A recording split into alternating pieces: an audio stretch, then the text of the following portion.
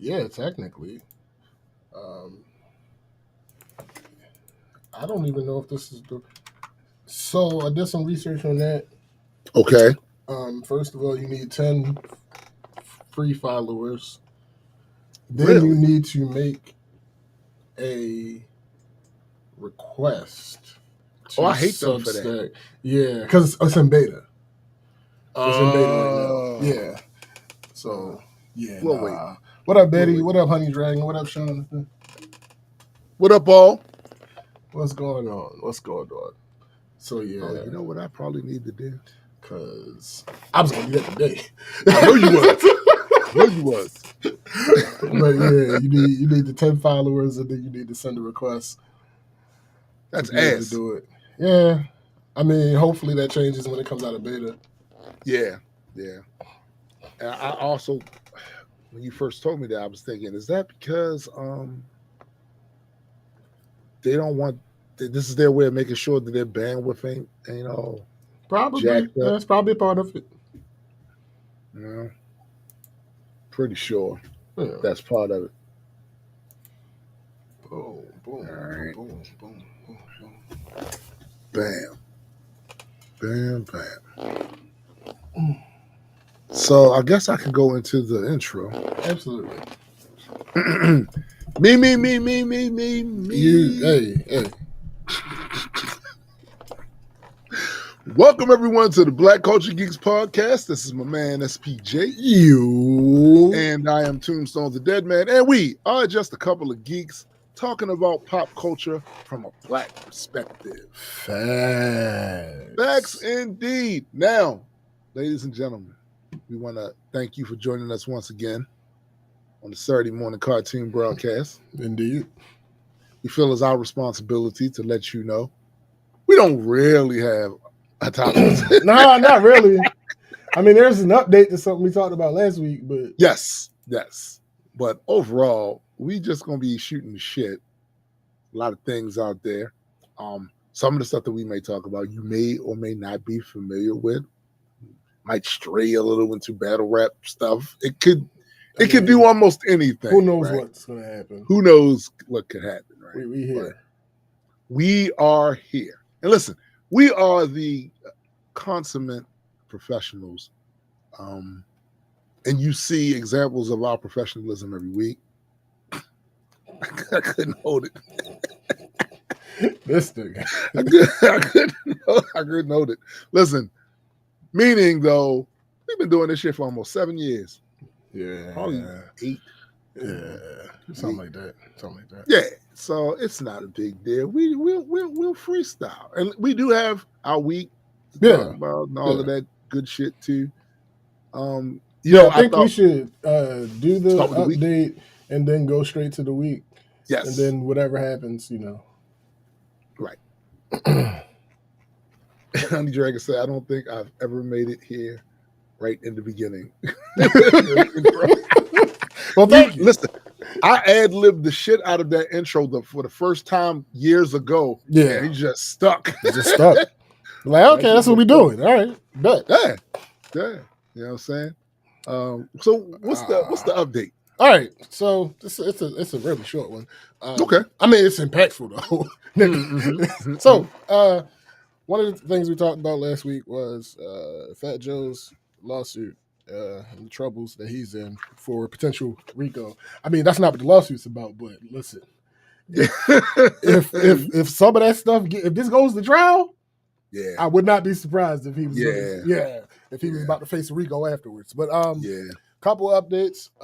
Arrest of Terrence Dixon's attorney. So the person who was suing Fat Joe, his attorney, got arrested. On Wednesday, June 25th, Terrence Dixon's lawyer, Tyrone Blackburn, was arrested in New York City. He was charged with felony assault for an incident that occurred on May 12th, where he allegedly hit a 66-year-old process server with his car while trying to evade being served with legal documents.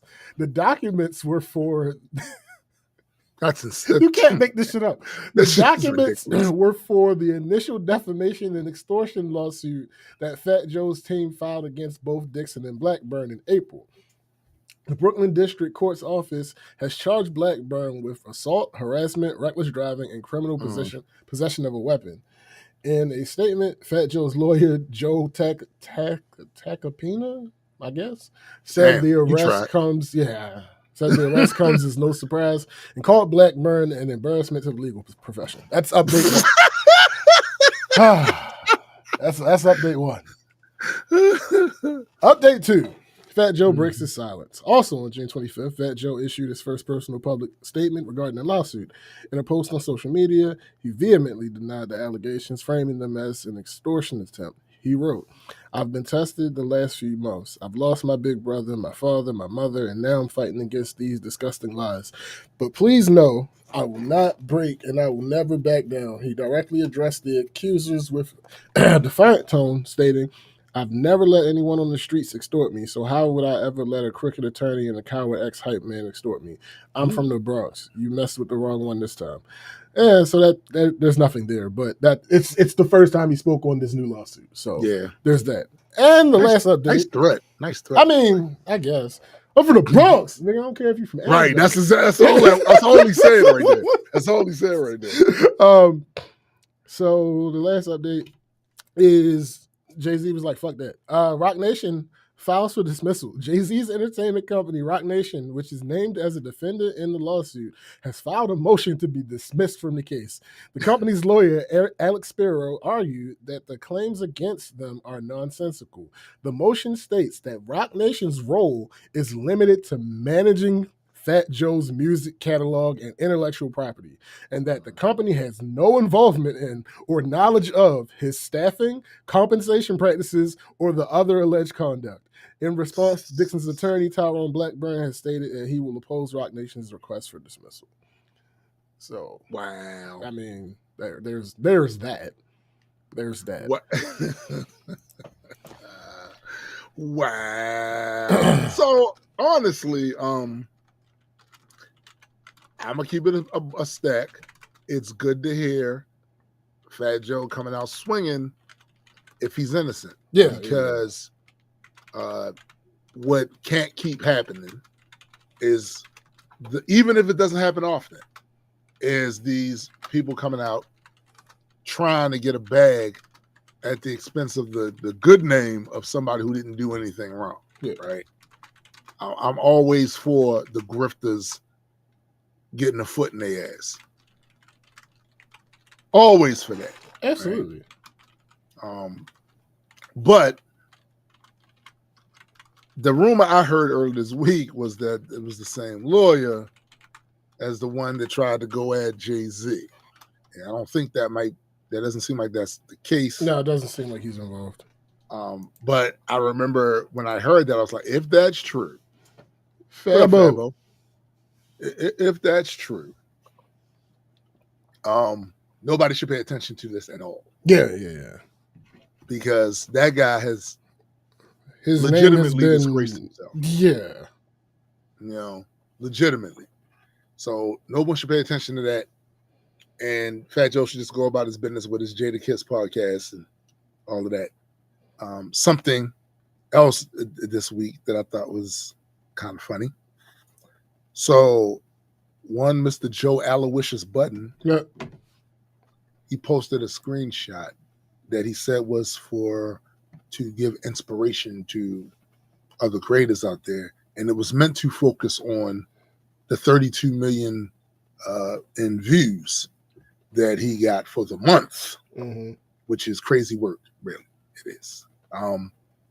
But actually what happened is, because people are always pocket watching, is people took that screen and he should have just cropped it to the 32 million, right? Yeah. But they took the blacked out parts and they did some contrast adjustment with it and all of that.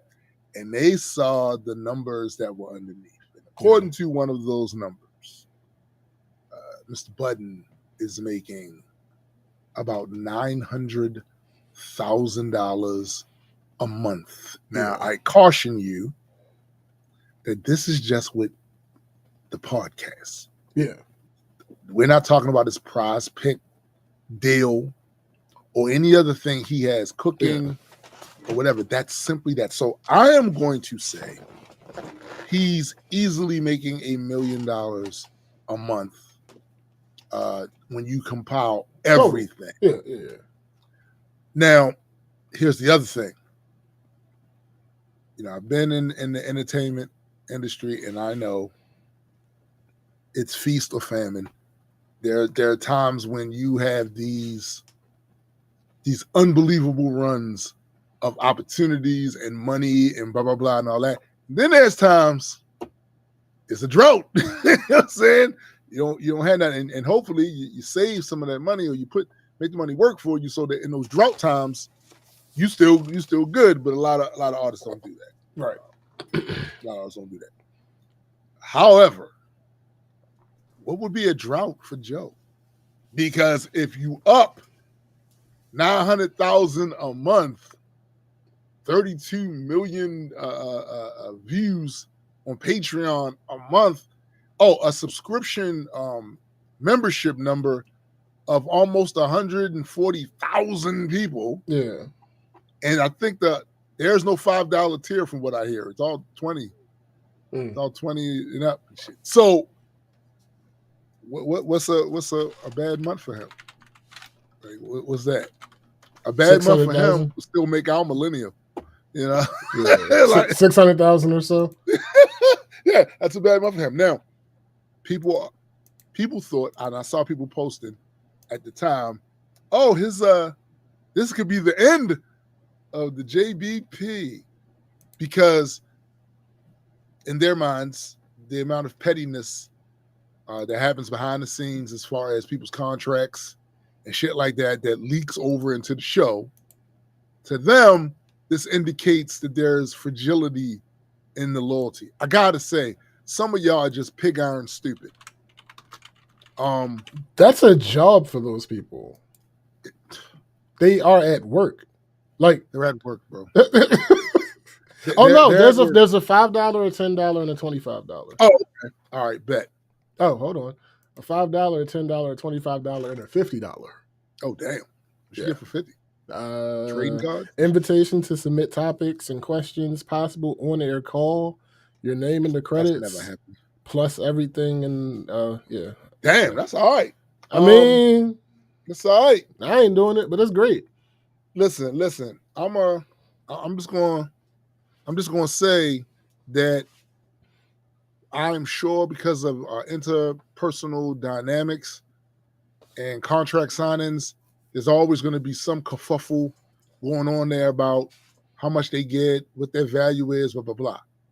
However, if you motherfuckers think for 1 second that these people are going to jump off the gravy fucking train, you're bugging. Yeah, there's no way. It doesn't make any sense. It doesn't make any sense for them to do that. Also, it's raising all of their profiles, even just being on the fucking show. Now, Melissa Ford is Melissa Ford, all right? Oh, yeah, thanks. She's Melissa Ford. But the Joe Budden Podcast was the Joe Budden Podcast before she joined. Exactly. if we want to keep it a stack, how many people were talking about Melissa Ford? No. Again, before she got on the show. Right. So as a result of being on the show, she is the topic of discussion, right? Yeah. I mean, it's similar for Flip and Mark. Like, facts. Flip was Flip. Flip was Flip. Like, we're not going to act. Like, it's people who know nothing about Flip who knew who Flip was because of those car reactions. Yes. At the very least. At the very least. And Mark Lamont Hill was Mark Lamont Hill. Like, which is the other We've been talking about him on here for years. Right. So, like, right. But again, the Joe Budden Podcast was the Joe Budden Podcast before any of them joined. Yes. So again, y'all bugging, and that's wishful thinking. I think a lot of y'all are wishing for the downfall of the podcast. And listen, there are times. There are reasons to. Yeah, yes. but less so with Mark than now. Because one of the reasons that you could be absolutely valid in citing is there is a certain level of uninformed takes. And on a show that large that reaches that many people, that fucking sucks. Because I know how a lot of you monkeys are. You will hear something from someone that seems to be influential and take it at face value that shit's true. and then get mad because motherfuckers like me and SPJ go, wait a minute, do you really? How do you know that? How did he know that shit? Like, because they don't want to be challenged and shit. However, with Marc Lamont Hill on there now, you have another voice of reason. You also have somebody that is very educated. That is not to say he is perfect, because we have had grievances with some of his takes as well. Absolutely. Before he was on the show. Yeah. Right? His takes before he was on the show that were not a part of the podcast. Yes. Yeah, right? those were his own takes. Yeah. But Mark one of them. We're not gonna act like Mark ain't one. He's one of them. Facts. He's smart as hell. And the other thing we've discovered is Mark has a hell of a sense of humor. Yeah. He has a hell of a sense of humor, and that works out for him on that show. It balances the smarty-arty ass nigga with the funny nigga. That I like that, because I grew up with some guys that was like that. Yo, smart as shit, but don't get them cracking on you. Like it's the wit that makes them dangerous with that, right? But be that as it may, they're going to be around for a while, provided nothing catastrophic happens. Yeah. And that's only if it happens with Joe. Exactly. To be clear, anybody else on there, they can just go. The show will still keep going. They're gonna keep going, right? So I'll tell you this. Boy, they better not ever get us in the position where we making $900,000 a month for this show. They better not ever get us in that position. Because there would be signs. Nigga. There would 100% be signs. Absolutely. Like, fam, we talked about that last week. But it could stand a little revisiting. Sure. Jimmy, talking to you, bud. You know, we shot you a little bit of bail last time, because the idea of you saying you better than another rapper is not alien to hip hop. Nah. That is hip hop. That's 100% hip. You're supposed to feel that way. Yeah. Even at the risk of sounding Delulu, which you absolutely did. Yeah. That's besides the point, right? That's hip hop culture. The double down, saying ridiculous things like Nas has never been talked about this much in his whole career. Are you fucking? It's simply not true, bro. I remember my daughter was a little monkey, and I'm working at Baltimore Spice Company, and the conversation before Ether was, man, Nas can't beat Jay because Nas ain't a battle rapper. Like, he can rap, but he ain't a battle rapper like that. And I remember my whole thing to them was like, the key to what you just said there is that he can rap. So he has a puncher's chance.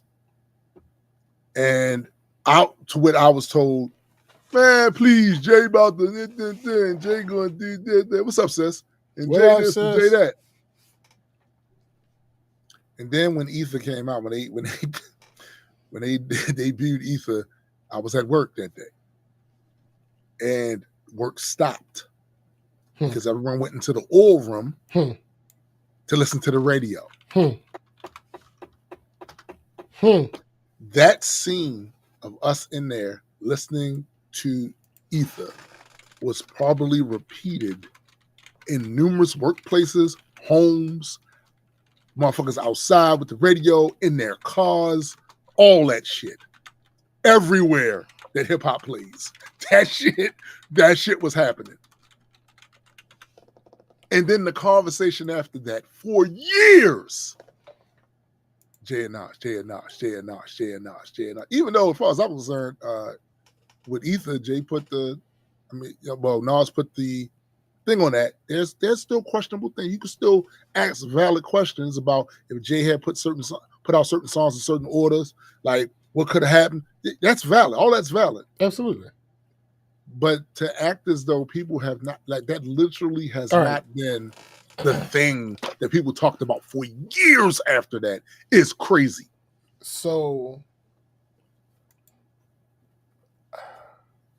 I'm gonna play Jimmy's advocate.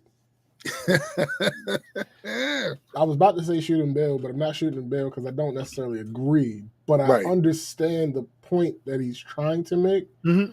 So he's still wrong. Let me be clear. He's still wrong, but he gave a pushback to the ether thing. He said that was Jay. If that was anybody else, his argument is that if that was anybody else, it would not have been the moment that it was. And sure, but no, go ahead. Okay. So, yes, Jay brought with him a lot of gravitas of who he is. However, this idea that Nasir Jones didn't have his own gravitas, this is the part that I'm having problems with. So, yes, Jay brought a lot of attention to the table with that. Not who in hip-hop didn't know who the fuck not. Do you know how many people are actually his kids? Yeah. Jimmy is He's Rakim's kid. No, Jimmy one of them. I mean, you can hardly dress. I mean, listen, that's not even here nor there. That's not even here nor there. Jimmy has admitted that he's one of them. He has. And I don't like when kids be disrespectful to their parents who don't warrant that shit. This is not supposed to be what when idols become rivals mean. That's not what this is supposed to be. It's not supposed to be that. Like, saying that, I feel like Jimmy is taking advantage of his younger audience who weren't there and don't know as much. Absolutely. Right? And he's trying to sway the narrative. And it's the reason it's not working is because also he admitted that his whole bullshit about the numbers was off. No. We're not giving him that bill because his words were, this is a bill. I made a little boo-boo. No, nigga. Yeah, this ain't bail. Dead wrong. Because I was about to get his ass. Vehemently, like you were off by a chasm that is larger than the Grand Canyon. Like, not only it's not a situation where like, oh, nah, I didn't realize he's a little bit ahead of me. No, nigga. Like, again, as far as the singles, he was like 26 times the amount that you have. Yeah. As far as the albums, it was like 12 times the amount. It was so bad. It was so bad that you don't get to walk away with. He tried to throw that admission up there so it would no longer be part of the conversation. Right. But what he fails to realize, and this is where I was going with this, that also gives me absolute right to not take anything you said on that topic seriously again. That's how far off you were. Again. What I wonder, you know what would have gotten him some respect? What's that? If he would have said, yo, I was tripping. I went into such and such and such and such. It was a heated moment. I said what I said. Myself. But I did the research. Or such and such hit me up. Yeah. And they was like, nah, dog, you might want to look again. No, Playboy. That would have gotten him some respect from me. Yeah. If he would have actually admitted how wrong he was and how he came to realize how wrong he was. Yeah. And then gave Nas credit for how wrong he was. Yeah. If you did those three things, he's trying to slide that shit under the rug. He tried to toss it under the rug real quick. A little boo-boo. A little boo-boo. That's not a boo. Yo, know what a little boo-boo is? A little boo-boo is a baby bear that follows this older bear around and steals picnic baskets. That's what a little boo-boo is. That's hilarious. Yo, like, we're not going to get off of how egregious your statement was. He said, put my billboard against anybody else's billboard. First of all, who the fuck do you think you are? Like, what are we talking about? Because, like, here's the thing. I can understand, because it's perception, right? I can understand the perception that Nas is not a huge billboard act. I get why that perception might be there. Yeah, that's understandable. But for you to say, put my billboard against anybody, nigga, who the fuck do you, what? Yo, do you not he's leave smelling Harlem? himself too much, bro. Do you never leave Harlem? Like, probably not. You stay between Harlem and Miami. Probably not. Because you probably don't, bro. Like to be honest, he probably don't. Like, because what are we talking about here? Why would you even think? Forget the Nas part. Why would you even think that was a thing for you to say? Matter of fact, when I was doing my research on this video that I was going to do at one point, that's probably never going to come out now, about the whole Drake and Kendrick and streaming and all that other stuff and Billboard. Jim Jones' name didn't come up in all of my research. Like, of course it. Not once. Of course it didn't. In any of the categories, in the streaming, in the Billboard, in the RIAA, his name did not come up in any way, shape, or form. Like, I'm about to help you out a second, Jimmy. you got more Billboard stuff than I do. So there you go. There you go. Yeah. There you go. He beats us. Yeah. Sure, you got more streams. All that. That's more name recognition. Cool. You know what I'm saying? But Nas is such a foundational artist that to even speak about him that way is blasphemous. And I know what you're doing. You got a project coming out, so now you trying to roll with this clout. But what's fucked up is Nas just signed and inked a deal for a casino thing in Queens. Just saw the commercial. Billions of dollars potentially in revenue. Now, I'm going to keep it 100 with you. I don't like how it's being sold. Because at the end of the day, this is still gambling, and that's a vice that plagues many a community, but specifically the Black community. Right. And when I saw the way they did the commercial, I was like, hold up now. Now I see what you're trying to do. Oh, this is the opportunity. Yeah, you're going to get people jobs. Absolutely. But one of the other things you're going to do, right, is play into a vice that fucks people's lives up. Let's not act like this is not like you just opened a Coca-Cola bottling company, right? That's not what happened here. This is gambling in Queens, which is going to turn Queens kind of into a little Vegas from what I'm hearing, the scope and scale of this shit, right? I don't know why no one else has brought that part of it up. But whatever the case is, that bit of community grievance aside, Jimmy, you should just shut up now. Because all that shit you said was like this nigga was washed. And may I remind you, Nas washed? This nigga just recently released music that was getting critically acclaimed by not music. So, 5 projects. 5 projects. This the other thing. You know how Jimmy would have got more respect from me? Had he said all this behind bars. Yeah. If he'd have said all this behind bars. Not all of it. Well, not all of it. No. But he still would have been on that Billboard thing like, nah. You said you don't mention Billboard in none of your shit. But if you was to do some shit when you came out and you diss Nas and it was dope, I'm like, oh, yo, hip hop's a sport. So Nas can either address it or not. Yeah. But Jimmy ain't out of pocket. Facts. Oh, hold Jimmy on. So according to your logic, I feel like this is what Jim Jones does when he needs attention. He says wild shit. According to your logic, Jim Jones always needs attention.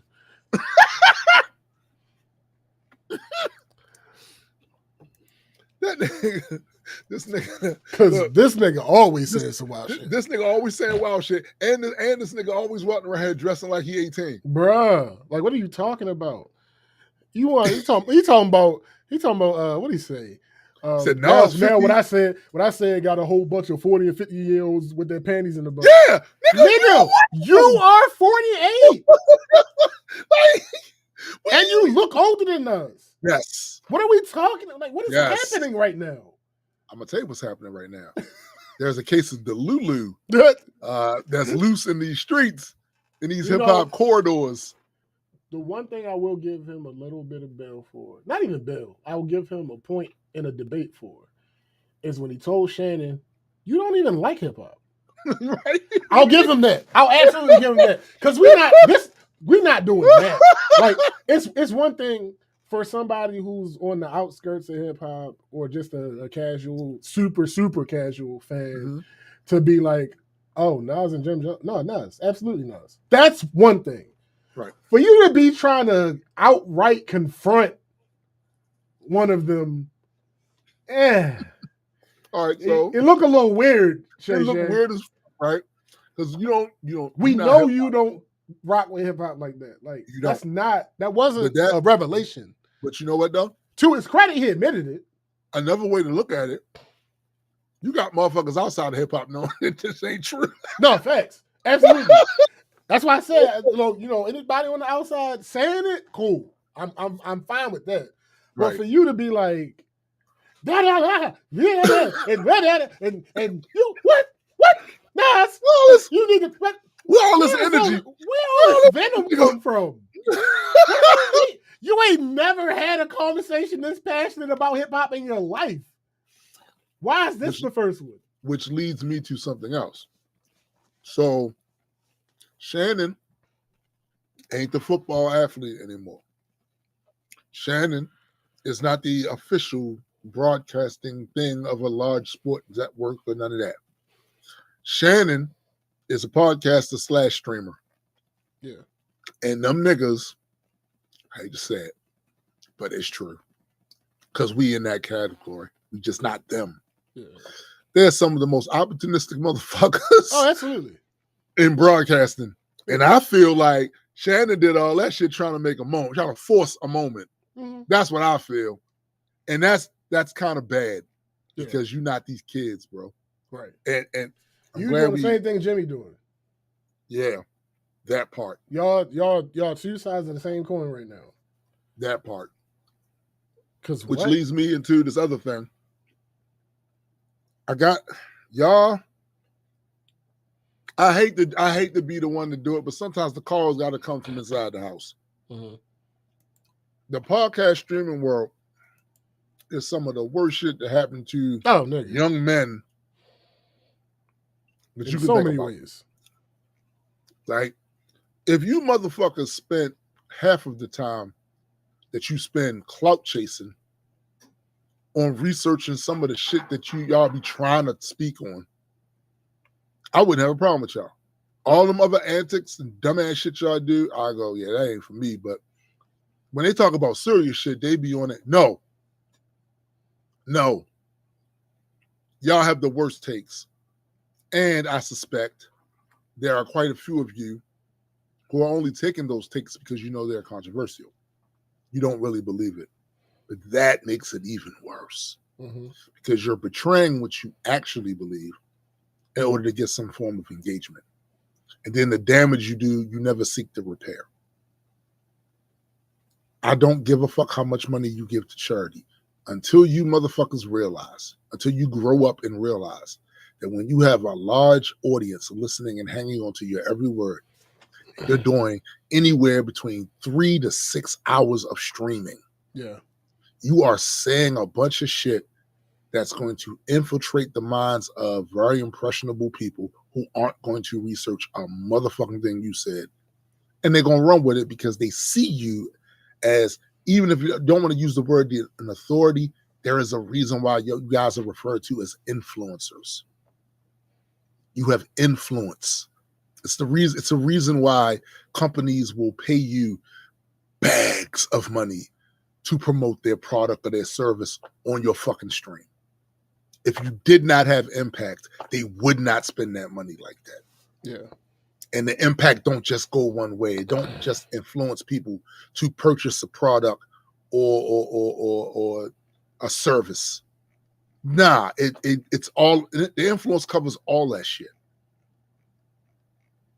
And there are truly times when I hate you guys.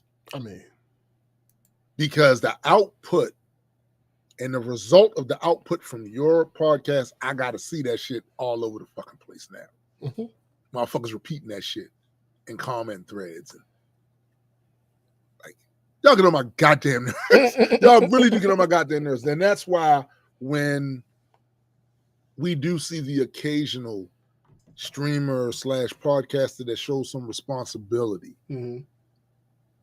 we big them up. Got to make sure to.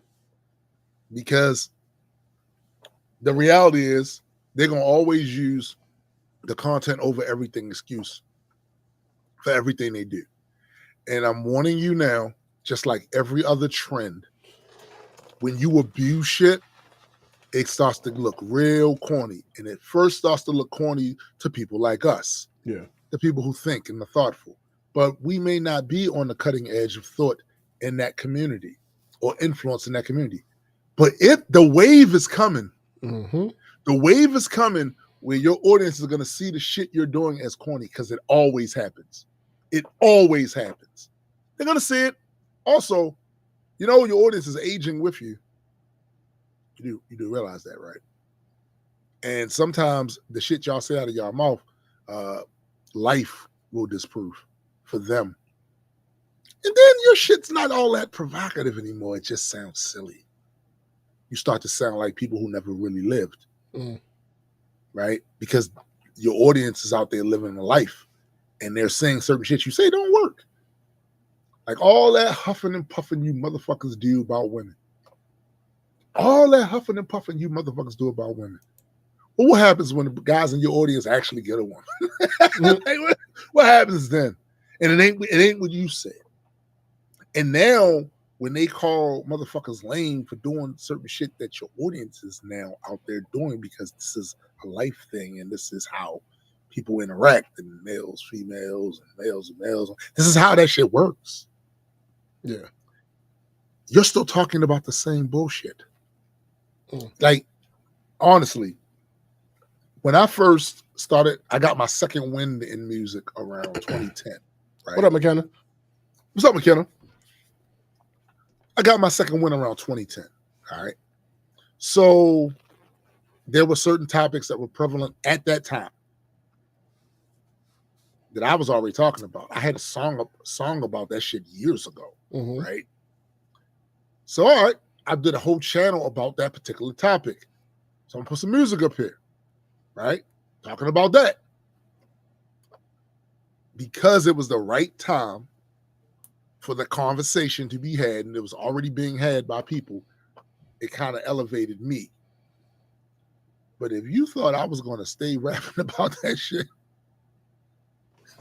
for the rest of my time in music, you obviously wasn't paying attention. Yeah. Because what inevitably happens is if you don't grow as an artist and you stick doing the same thing, same two-step, same full-bar setup, you stay doing that same shit, eventually the audience will turn on you because they're growing and you haven't. And then you become a novelty or nostalgic act. When they feel like going back to listen to whatever, that's when they fuck with you.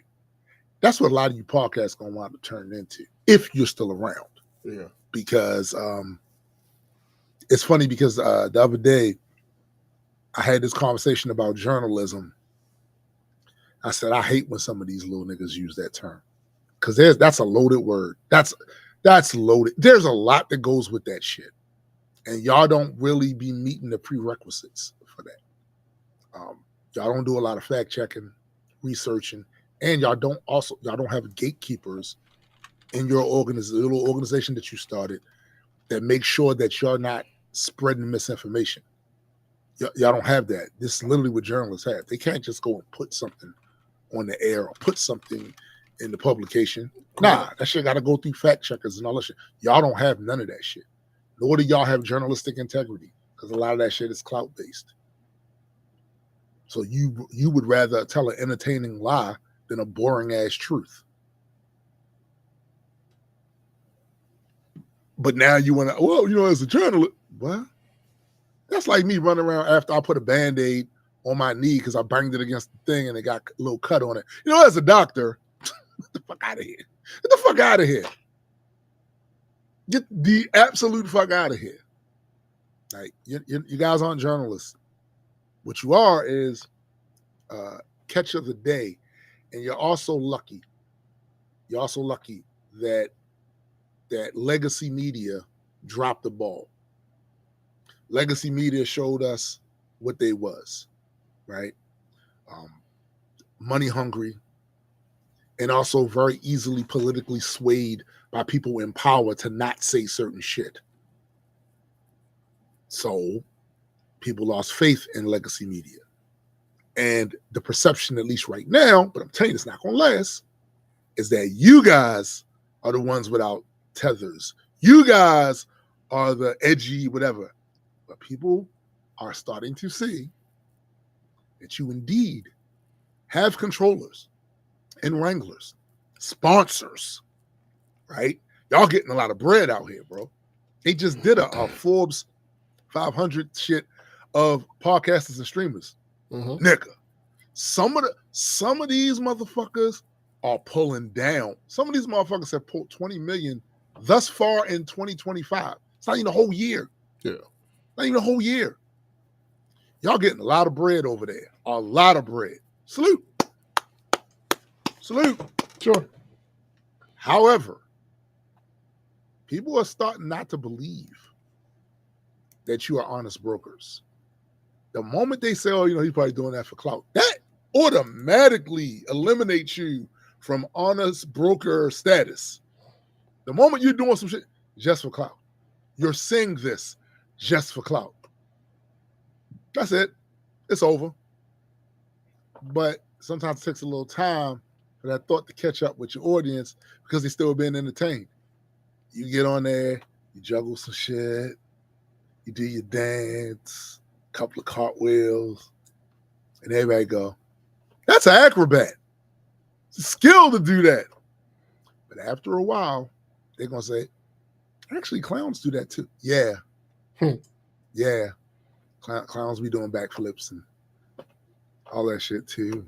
Juggling. Yeah, they do all that. Right. It's just a matter of time. Like I said, y'all catch it today. That a lot of that genre is like, on Supernatural, TV show Supernatural, the first season, they did a lot of Monster of the Week shit. Right. Today's episode is a new monster that they're going after. And it's self-contained because at the end of that thing, they take care of it and you rarely see that again. That's how they did for the first season and shit. That's how you motherfuckers are with your content. It's catch of the day. It's freak of the week. It's that sort of thing. And the audience is slow. I ain't gonna hold you. They are slow, but they'll come around eventually. And then what? Because ain't nothing sadder than a motherfucker that had 1 million followers drops a video after completely shitting the bed and it gets like 4,000 views in 20 hours. Math. I'm just saying. Listen, there was a time when I thought Math was out of here. I did. I said, Math out of here. Not looking like that now.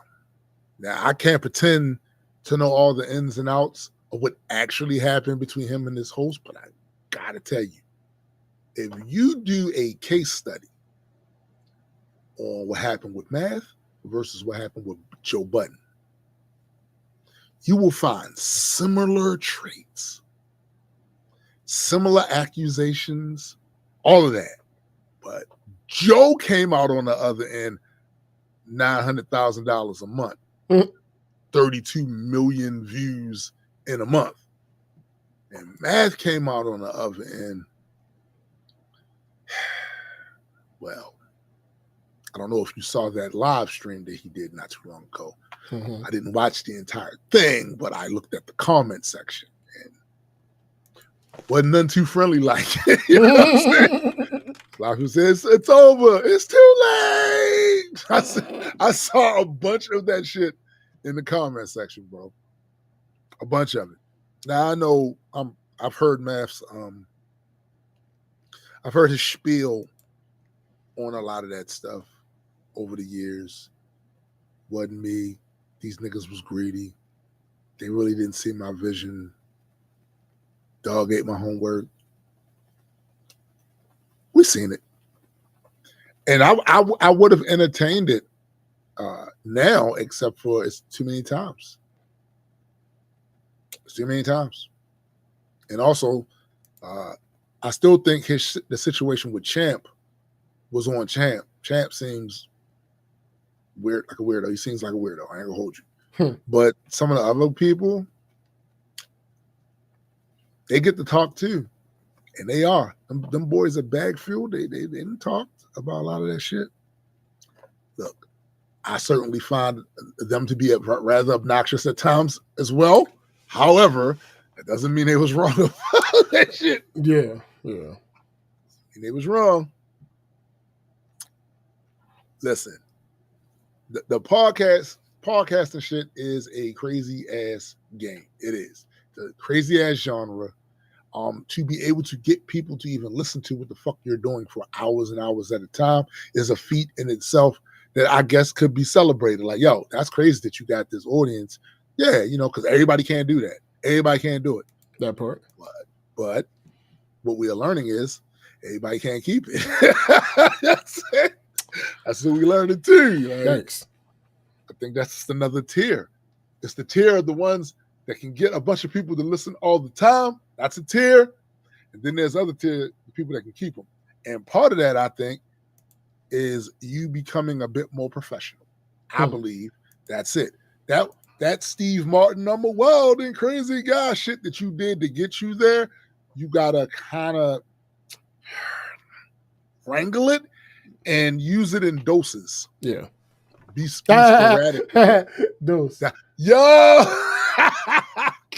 No one, very few people is going to get that reference now, right? Very few people going to get that reference. There was even rumors did you hear? There was rumors that Math was coming back to battle rap. Yeah. Twerk threw out that Math was battling Easy.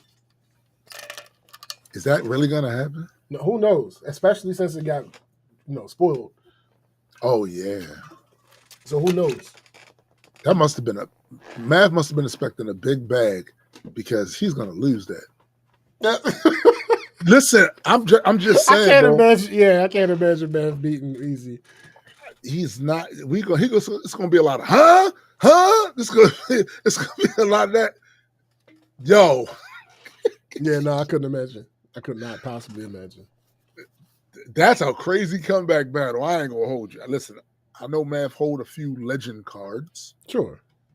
So that, and Easy to take that bag. Like, sure. I'm gonna take it. I'll take that bag. That's another legend under my belt. I can put it up under my belt. Get to walk away and talk about how I was these niggas. Mm-hmm. Yeah. But I'm under no illusion. They keep saying, Math probably sitting on bars. I'm sure he went out to drink every now and then, but I'm talking about rap. I don't. Yeah, like I don't imagine he's been writing battle bars. And I don't believe that songs are trash. Yeah, like and he trying to force some on his audience and shit too. But yeah, that shit ain't working. He's terrible as a song rapper. Yeah, it's not good. And listen, honestly, when people be saying, "Oh, he probably sitting on," but I hear that a lot for a lot of people. I feel like if you wasn't in jail, that don't move me. Yeah, Like as somebody that's been locked up, I'm telling you, I can see where you would write a lot, But Math ain't been locked down. Math been out there trying to enjoy his life and doing shit. I don't believe he's just sitting in the house. Boy, I got 15 notebooks full of. I don't do you know? Especially if you writing them dog shit ass songs, like if that's any indication. All facts though, like your shit is terrible, my guy. It's like, really bad, bro. And listen, I tried to give it a chance too because I want to hear some new hip hop, and I also want to support the battle rappers' music shit if they can do music, right? Because the whole idea is battle rappers can't do music, and I realize it's largely true. It's largely true, bro. He's only had one song I ever liked, and that was years ago, and it wasn't his verse. But it wasn't his verse. Thanks. That's disappointing. I'm just saying, it was the other dude, big dude, Hands. Mm-hmm. Hands had a crazy verse on that, and Hands did the hook. Thanks. So it was basically Hands' song. It was basically Hands' song. Math had the name. and the beat or whatever, right? Because it was on his project, right? But hands is nice. Yeah, Brooklyn Hands is nice. Brooklyn Hands is nice. And this is where ego come to play, right? So there's a difference between the passion that make you want to rap, I want to rap, and also the realization that, this nigga right here, if we pushed him a little bit more, we could all be eating. Mm-hmm. Hands deserve to push. And I think, I can't be sure, but I think ego is what prevented that. Now, it could have been on Hands' side too. Maybe Hands was still out here doing shit he had no business doing. Right. He struck me as one of them big street niggas that have put his mitts around his throat. And he struck me as being that guy. Now right? It becomes a problem for everybody. Now it becomes a problem for everybody. But I think a lot of that too also was Math wanting to be that guy, right? At least that's the perception I get. Wanting to be that guy. And it's like, you do realize whether it's you or your mans, if y'all all in the same crew, so if he get, you get, just. I don't think Math has the talent to successfully ride somebody's coattails. No, but if you in the crew, you get the fringe benefits. He can still be doing. But I think the only way he actually gets benefits from that is if he signs Brooklyn Hands. Yes, and he did sign him. Okay, he signed him, and no push, right? No push. Now I know Hands had a health issue happening, and salute to him, right? I know he had a health issue going on, so that could have prevented a lot of the things that he possibly could have done to put himself out there a little bit more. But I just don't think Math had it in him to see somebody else like shine doing the very thing that he does. Mm-hmm. I even liked Brooklyn's battles, some of his battles better than Math's battles. So I don't know, man. That could just be me too, because I favor that sort of aggressive shit talk. So who knows? But yeah, I don't know. I don't know. I just feel like big bully ass. It's that's not the other cool all the time. Hands a bully up. Brooklyn Hands is a bully, but the problem with Brooklyn Hands being a bully is it's legitimate. Like, from everything I have ever heard about this nigga, yes, turns out he will legitimately beat your ass. Yes, it turns out that it's going beyond Hands. Well, we got solutions for that too. Like, everything that I've ever heard from other motherfuckers. Listen, if it goes beyond Hands, it's beyond Hands. It's beyond. You know what I'm saying? Like, that's the problem. Him coming off like a bully and actually being able to be the bully and shit.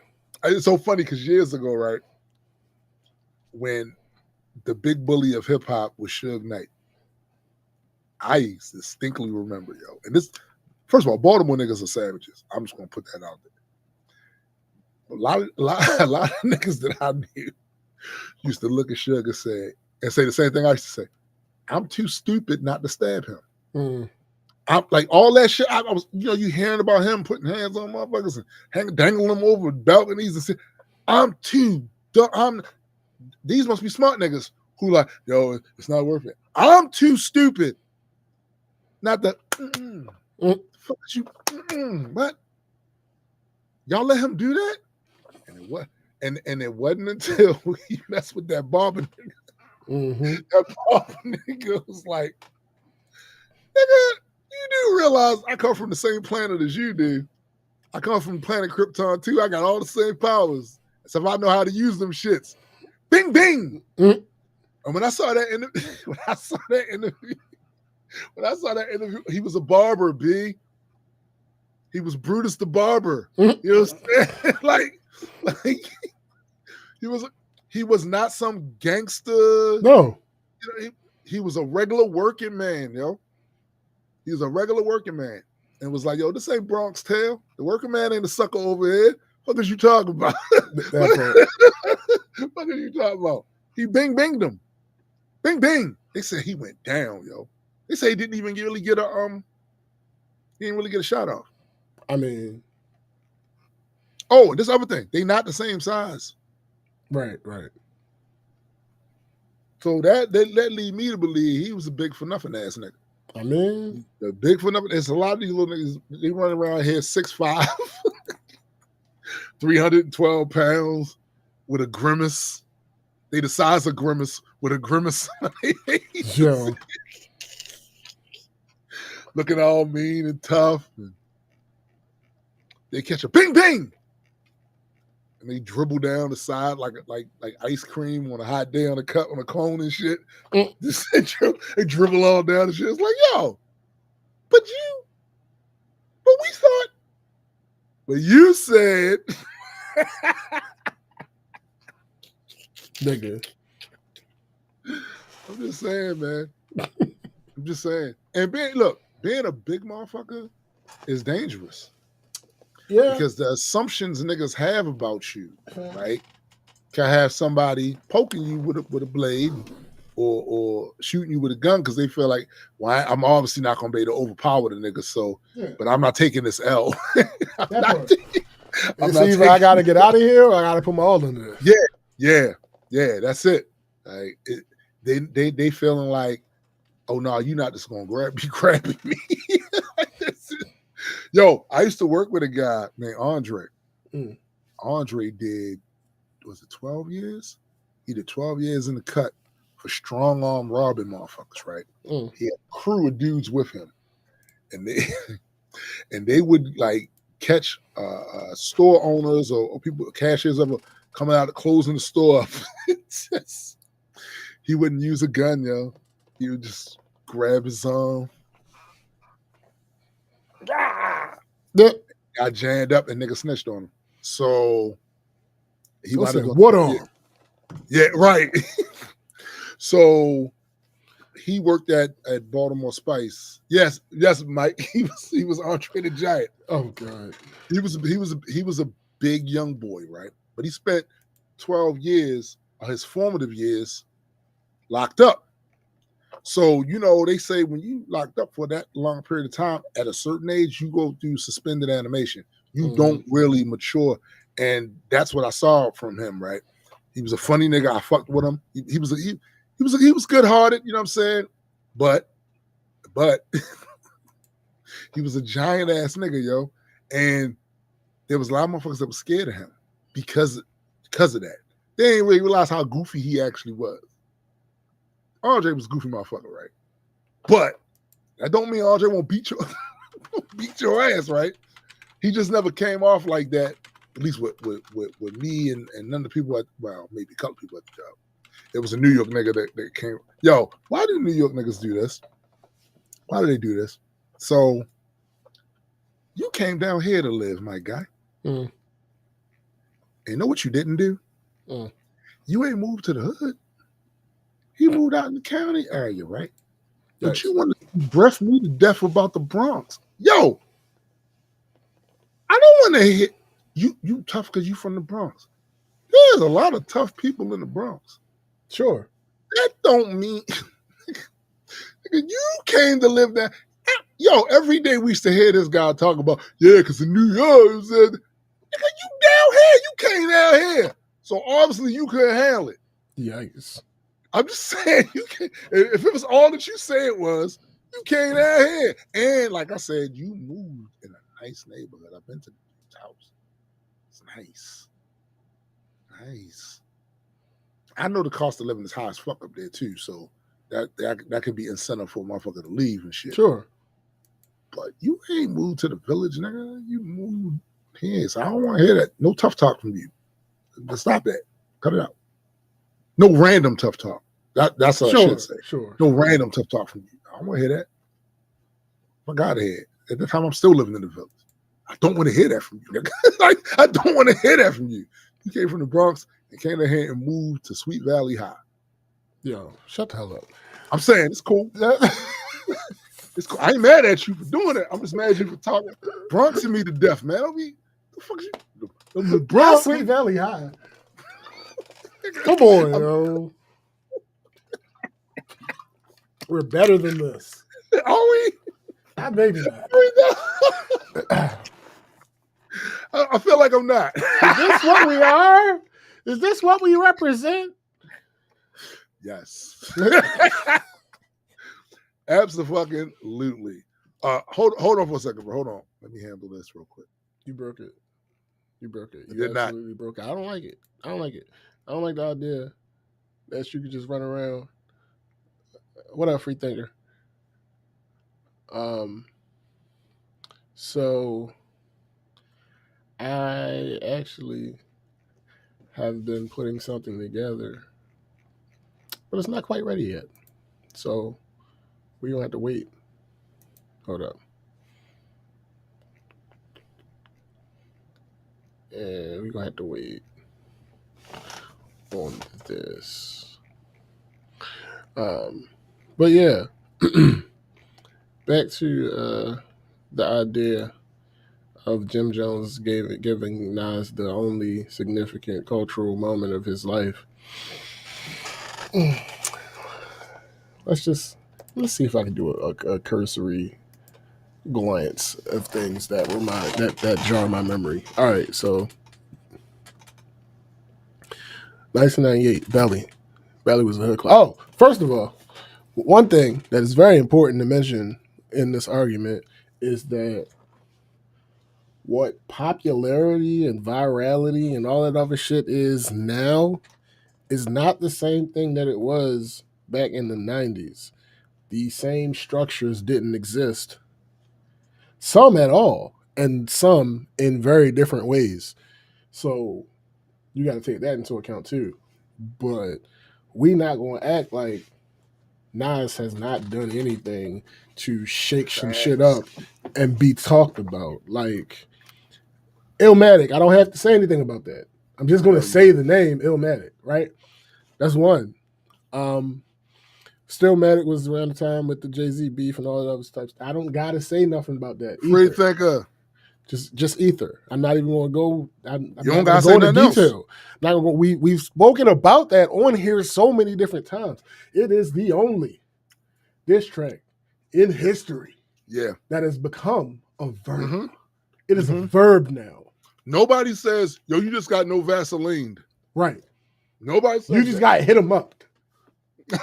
Like, no, nigga, you just got bitching you'd. No, you got ether. He ethered this nigga. Like, that is, so I don't need to say nothing else about that. Hip hop is dead.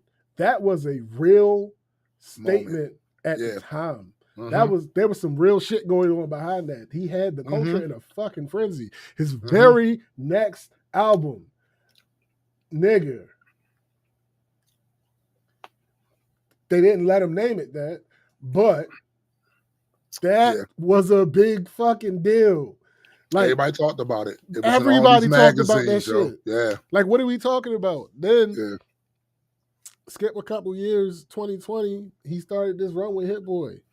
This 5-album run where he worked with people like Eminem, EPMD. He brought the Firm back together. Right. He brought the fucking Firm back together. He squashed this years-long beef that he had with Cormega. He had everybody except for Nature. He had AZ, he had Cormega, he had Foxy. Dre was even on the track. Like, what are we talking about? He brought Lauryn Hill back. Like, what the fuck are we talking about?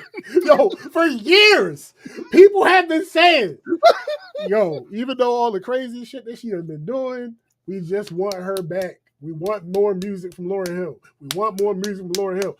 Nas did that. I feel like only Nas could have done that. Nigga, like, what are we talking about right now? Because of what he represents. What are we talking about right now? Like, I don't understand. He married Khalees. That was a big deal. Like, that was because, all right, the reason I bring that up, right, is because rightfully so, Jim has one claim to fame that is undeniable. Yeah. That's the whole fashion thing. Yes. As ancillary as that should be, is as ancillary as who your relationship is with. But if that count for Jim, we got to count it for Nas. Also, have you seen Khalees lately? Nigga. That part. Like, what are we talking about? And Nas get to say, I was married to her. Yeah, no, Nas wins. What are we talking about? What are we talking about? Like, what's happening right now? This nigga is one of the few. I think Snoop did it too. Yeah, fuck Snoop. But this nigga is one of the two that had a collab project with one of the Marleys. True. Like, what are we talking? He's about to put out an album with Primo, with DJ Premier. What are we talking? Matter of fact, hold on. There's something else. Where is it? He can rap better? Right here. Well, I mean, nigga.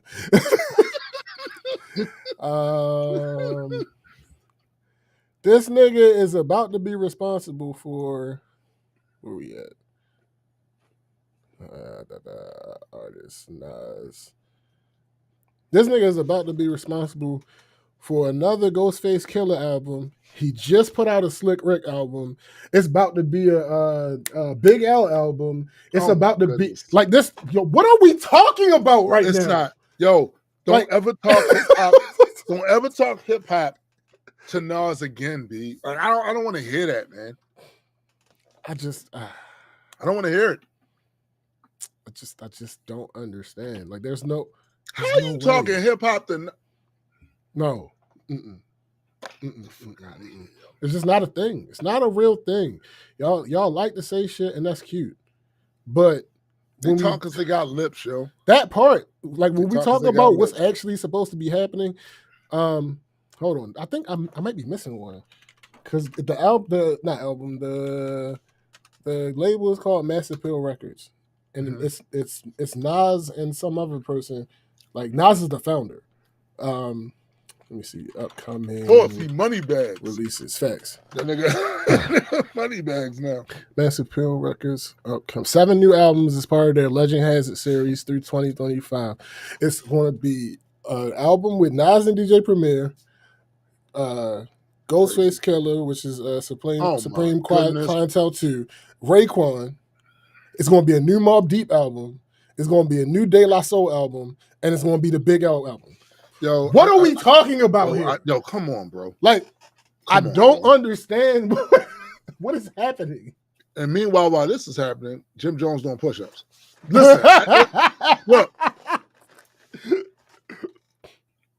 Mind you. Also, can I say, I like the fact that Nas is caked up because of what he's meant artistically to hip-hop culture. I'm glad that somebody that is that respected in hip-hop culture got caked up, because what we've seen is the motherfuckers we put on these mountaintops as these are the gods. This is God tier. A lot of them, they didn't really get a whole bunch of money out of it. Yeah, facts. Let me reiterate this for some people that don't understand how important this run is about to be from Mass Appeal, right? So Nas and Primo. Primo is one of the most legendary hip-hop producers ever. Yeah. If we want to say Nas is one of the most underappreciated hip-hop legends, we can say Primo is close. He's more appreciated, I would say. But that's a match. That's a match. Now, they worked together in the past, but this is about to be a whole project. Okay. Ghostface Killah.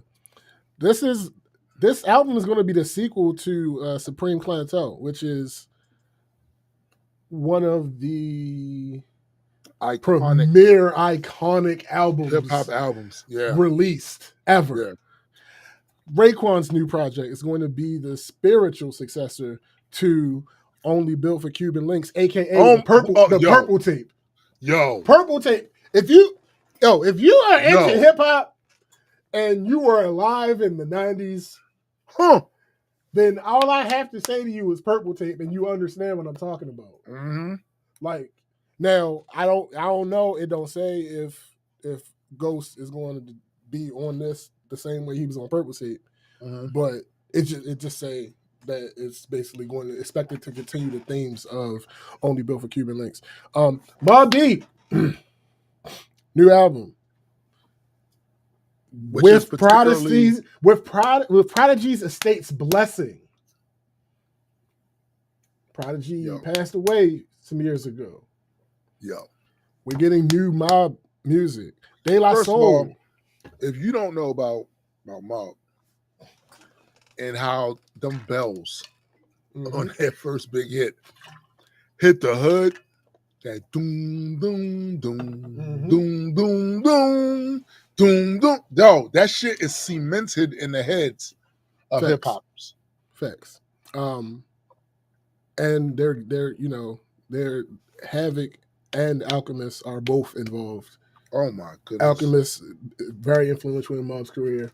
Havoc obviously is part of the group. Yeah. So there's that. De La Soul. Come on. They also just lost a member. Yeah. They're getting to put this album out. Big Al. De La Soul are probably one of the most artistic groups to ever have been birthed from hip hop, and also one of the rare ones to come from their era and still keep up lyrically and sound wise through multiple eras. Because I thought, look, when they was going through the whole Daisy Age stuff back with Native Tongues and all that other stuff, they had one style of rap, right? There was one thing that they was doing, everybody knew them for it. Nobody realized that these niggas could do that. Yeah. Nobody, like, yo, bar-wise, they was killing it. Yeah. Big L. His estate is on board. I believe this is his first album. I believe this is his debut album. I think he had mixtape before. Yeah, he had mixtapes. He had mixtapes. But I think this is his debut album. Harlem Legend. People were saying there was so much hype around him. Had he not so died, fucking talented.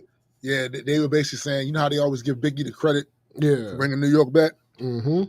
They were saying that this nigga, and if you listen to some of his stuff, and you remember what hip hop was at that time, you can see it. And then this shit says surprise guest. So I'm guessing they're going to put out some type of project that has several legends on it. So, like, I don't understand. Like, I don't quite know what you're talking about, sir. I just don't get it. Really, like, I don't know. Yo, Nas is a monster, yo. You know, I have a homeboy that, like, that's his favorite rapper of all time. To the point where even his rap style, very similar to Nas's and shit. I don't have a greatest of all times. I really don't. But if you're going to put one together, Nas's name has to be mentioned somewhere in the conversation. No one's ever going to mention Jimmy in that conversation. No. How do you even think you're comparable? I don't. Yo, beef with Cam, yo. Like, beef with Cam. You know, that's. So it's just it's weird to me. It's weird. Maybe weird isn't the word. It's not really unexpected. Because I know what Jones has said about Cam. And you wildin'. Like, I don't like Cam. I'm not a Cameron fan. Either. But we not about to argue that Cam's not talented. When I first heard Cam, I liked Cam. Same. Confessions of Fire. Yeah. I was like, okay.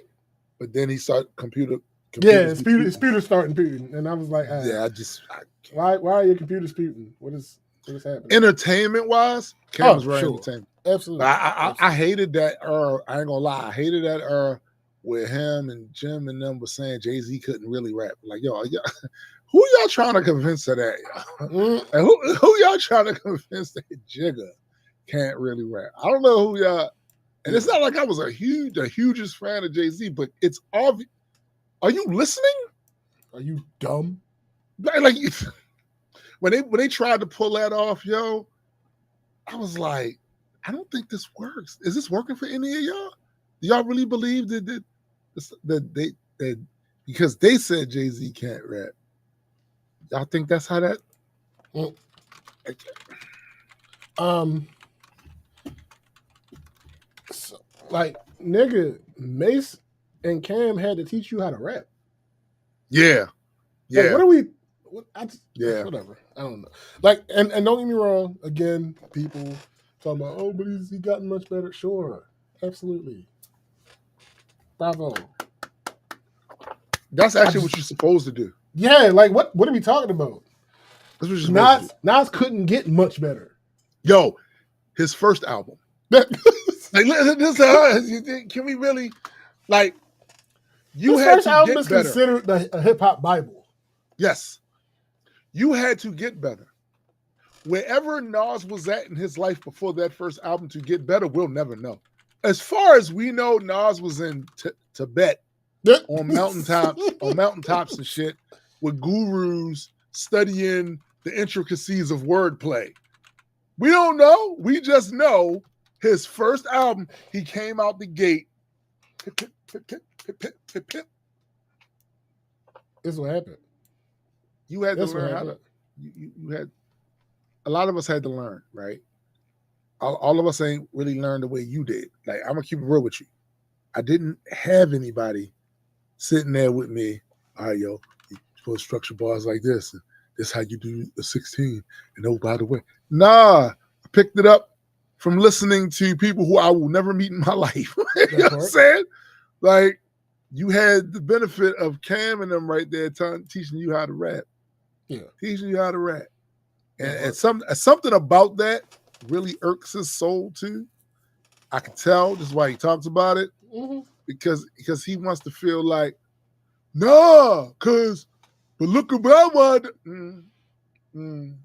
No, that don't change the fact that these guys sat you in a classroom and one of them low ass desk and shit. You know what I'm saying? Right. He was all tight fit up in there, and they had a blackboard and fucking chalk, and they was like, okay, this is a bar, and you went, where's the drinks? And they went, that's not really not okay. This one.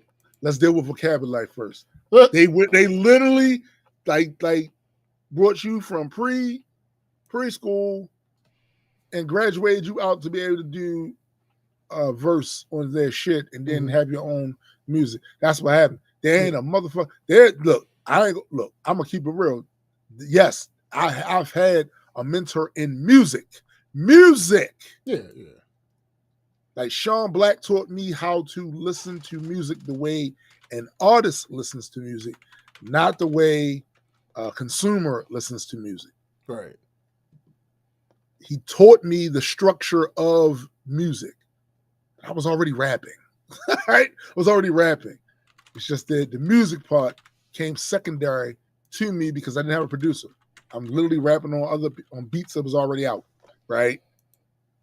He's the one that taught me about, see, this is how, look, see that? This is a mixing board. And you put each one of these shits on here. And oh, by the way, when I sample, I do blah, blah, blah, blah. And then you hook it up through here and auxiliary port this and this, that, and the third. Yes. But rapping though? Nah.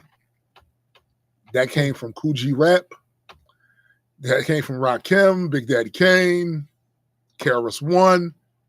Niggas I will never meet in my life and shit. That part. I'm just saying, he can't say the same. Also, let's talk about the fact that, the whole my rap name, my real shit. So Nas's real name is Nas. Jim Jones. Your real name is James Jones. Absolutely.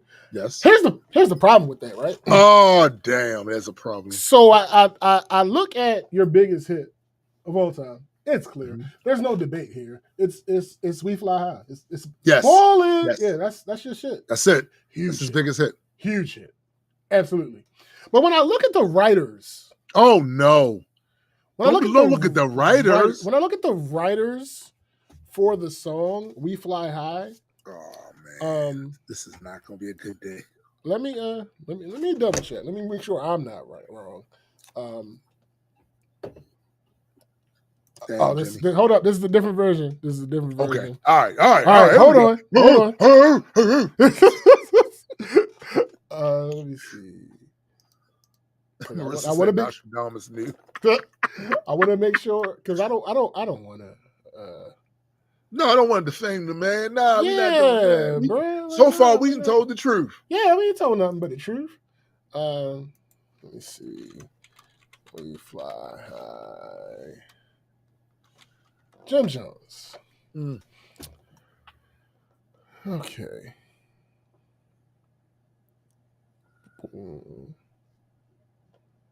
Oh, can't find it there. All right, let's try this way.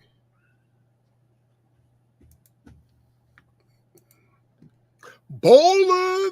I mean, is it this one? No, it's not this one. Let's go here. No thanks.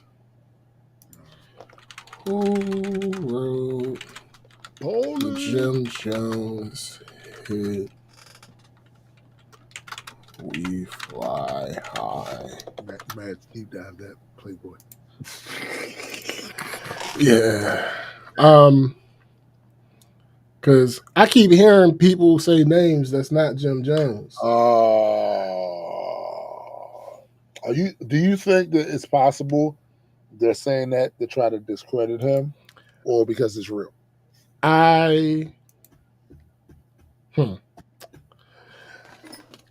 Given who I've heard say it, I kind of feel like I should believe them. You did not answer my question. They try to protect them, y'all. They are. Yeah. Shit. I'm hearing Max B's name. Damn. I'm hearing Stack Bundle's name. Oh, no. Okay, hold up. All right, it says that Jones wrote it along with some other producer guy whose name I'm not going to even attempt. He wrote the track. Well, listen, the track which became an anthem and soared to number 5 on Billboard Hot 100 was a collaborative effort between the Harlem-born rapper and the producer who also helmed the song's beat. While there have been claims and rumors suggesting that Max B wrote the song, Jim Jones has publicly denied these assertions. Oh, Jim Jones said it didn't happen. Yeah. So, you know what a ghost... Does anybody know what a ghostwriter is? Yes, I do, actually. So this can't be verified, right? So, cool. But... I'm just saying Jim Jones said... didn't Jimmy also say that if you check his Billboard numbers, he got Nas faded? He did say that. And here's the thing. He can't... Jones is an unreliable narrator. Yes. And Max B probably legally can't say that he did it. Yes. So... NDA and all of that. Yeah. But it does beg the question. Show me the Nas track where there's rumored to be other people writing his part.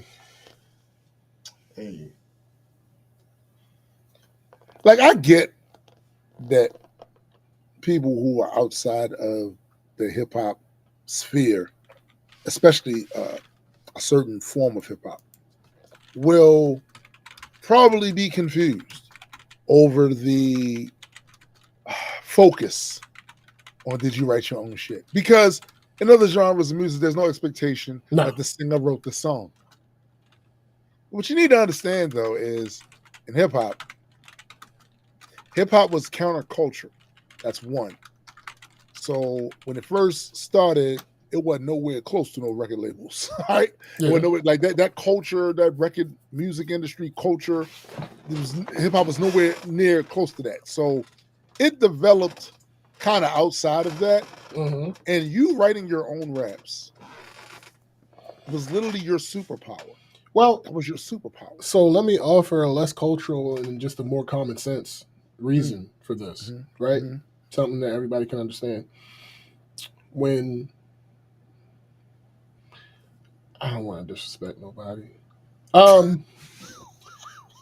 When Michael Jackson has a Quincy Jones next to him. Walk easy. When Michael Jackson has a Quincy Jones next to him. When Boys the Men have a baby face right there. These people, the Quincy Joneses, the baby faces, they are known. The Dreams, the Neos, fuck Neo, but still, yeah, they're known to be writers. They are known to be writers. Yeah. If somebody writes their songs, somebody else's songs, Boys to Men still have to sing that song. They still have to sing it. They still have to sing that song. Yeah. We'll even go into hip hop. When a Dr. Dre gets a verse written for him, he's still likely making the beat.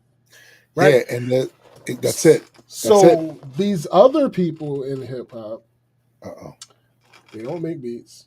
Oh no, they're not singing. So the only thing left you have is your pen. The tonal, the pen. Well, not even necessarily that, because a lot of these people that write, they'll do a reference track. True. So you'll get the flow and all that from the person who wrote it. Yeah, but it's something about tone.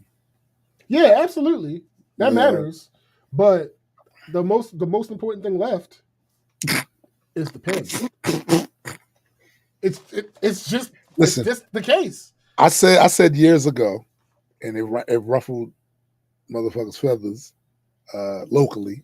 I said years ago that producers should fire their rappers. Because this was during that period of time where niggas just was not rapping. And it's like the beat is what be putting them over. And I'm like, producers, fire your rappers. You can do what they doing. You can 100% do what they doing. Yeah. They're really getting over off of the fact that you making a beat that's going to have people's heads doing this or have them dancing or whatever. And he cuts up there and gives you some lightweight lyrics that happen to be on beat. Half the time the producer is making the hook. So it's like, why is he on here? Get him out of here and you do the rap. Right. And you can do exactly what this corny ass nigga doing. Yeah. Who run around here wanting MC on his name and some shit. You can literally do what he's doing. Save yourself the time, the effort, and money. Those splits don't got to be split. It can be all yours. Thanks. You made the beat. You wrote that little corny ass. And this the other thing too, what niggas don't be realizing. A lot of producers can rap their ass off. Sure. I know. Listen, Sean, back in the day, he'd get on some shit, and you'd be like, "Why come you ain't? I thought you ain't rapping." I remember when he stopped rapping. When he was like, "Nah, yo, you rap.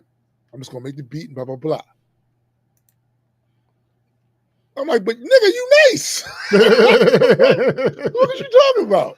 You nice." Like, I'm just saying, man. Like, some of these guys wasn't really. They wasn't worth the split. Now, if there's somebody who already has a name, then yeah, that makes sense. Sure. From an algorithm standpoint. Oh, this is such and such as, but if they just some regular ass no. McKenna says, gotta have at least a basic grasp of the music to produce it well. Yeah, it's true. True. There's plenty of producers that rap their ass off, man. I'm telling you. Facts. Like, they're crazy with it, but that's not even their passion. Right. It's not even their passion. And they are up there making some of you niggas look crazy. I mean, I'm a rapper. Okay, but then there's him. He doesn't claim it. What the fuck? All right, let's move over to the weekend review. All right, I have a couple of things, but first let's do something good. Man, I finally got that damn website up. Facts. And believe you me, it was a bunch of bullshit to do it. But I'm complaining, as much as I complain about them, me having to wait 3 days, 4 days, or whatever. The truth is, it was never easier to do. I've had a website before. My first website came at around 2011, right? 2012, when I released Rise of the Infidel. Mm-hmm. I released it. I didn't want it on any of the streaming services. None of that. I was going to sell direct to consumer. So me and my wife put together a website, Land of the Dead Entertainment, record label website. Bought up off of there. And I am not ashamed to say I made quite a bit of money off of that during that time. But as far as the way the website looked, it's like a store. So it wasn't. And to be truthful, I've never really had an artist website where you just literally go there to find out about who the artist is, what they do, and there's hyperlinks to take you someplace else. Never had that. Now, I've had a Reaper Legion website. It took me 2 months, and I paid somebody, a very talented webmaster named Jordan Mears, who I think still runs the business, right? Took 2 months. Get all that stuff together, make shit work, blah, blah, blah. You know how long this one took me? About 10 minutes. Right. And it looks cool. It was cool, right? Like, so that's up. They made me wait because trying to connect the DNS to the fucking web domain, it was a whole thing going on there, right? But I also forgot that a while ago, my wife purchased tombstonethedeadman.com because she didn't want anybody else getting that shit. Facts. I completely forgot about that. So once I was reminded, I said, oh, yeah, I'm putting that. Yeah. So that's some good shit. However, there's some annoying shit. I mean, come on now. Because there always is. Always. Can't have one without the You really can't have one without the other, right? So I went to get some blood work done the other day, right? And it was actually a reschedule from the previous week. Got them to get me at a good time, too. Went down there and handled that. So this wasn't at LabCorp. This was at my primary doctor's office. Mm-hmm. But they had a LabCorp tech there. Black woman. Early to mid 40s, maybe. Right. Maybe. Could have been younger than that. I don't know. Probably 60. Yeah, no bullshit. But somehow I doubt it when you hear the rest of this story. So I sit down and she tells me they don't have my stuff in the system yet. But now I go here all the time. I don't understand what is taking place. And I made this appointment like 4 days prior. So why isn't my shit up? But whatever. And I've taken blood there, given blood there before, right? So I don't know what the fuck the deal was, but whatever. It happens. It's not the end of the world. Took them a few minutes to get it right. So I was just chilling, sitting there waiting. So when it finally loads, she starts talking as she's setting the stuff up. And she starts talking about how things are at her job. Says she had to check somebody. I think it was a supervisor. And ever since then, the people have been acting weird with her. Acting funny, you know. Look, I get it. It's office drama. I don't know what went down exactly because I wasn't there. I don't know these people. I'm just listening. Here's the thing that stood out to me. No shade. While she's talking, I'm picking up on something. There's a certain energy, the way she moves and talks, that I recognized when she turned around. I actually got to see her face. I think of, oh no, she's someone that's been through recovery. Mm. Like I said, I'm not saying that to judge. Right. I'm saying because I know I grew up in the hood. I've seen it, been around it, lived it, had family members. Mm-hmm. That, you know, it's a certain, after somebody spent a certain amount of time getting high, they have a certain mannerism about them. It's hard to really put a finger on it, but she had that, right? But anyway, right in the middle of all this, she says something that I'm like, wait, what? Because the time she's doing this complaining, I've been going to this place for a long time. I've never heard anybody say anything like this. She says, I hate black people. If I had a business, I wouldn't hire them because of that black mentality. Yo, she said that to me. Mm. A black man. No, the black man. And you got to understand where this place is. It's in a part of Tacoma Park that is mostly Latino. In this office, they're mostly Latinos, with the exception of my doctor and a couple of nurses. Right? Maybe like literally a couple, two that I've seen. Mostly everybody in there is Latino. Now, look, I wasn't going to say anything right away because I still needed to get this blood and do all of this. I didn't want to reschedule this shit again, right? But after she did all that, I said to her, look, what you just said right there, you should be careful. Because if you say that in front of the wrong person who's willing to go to your superiors about shit like that, you'll lose your job. And by the way, that's not my experience.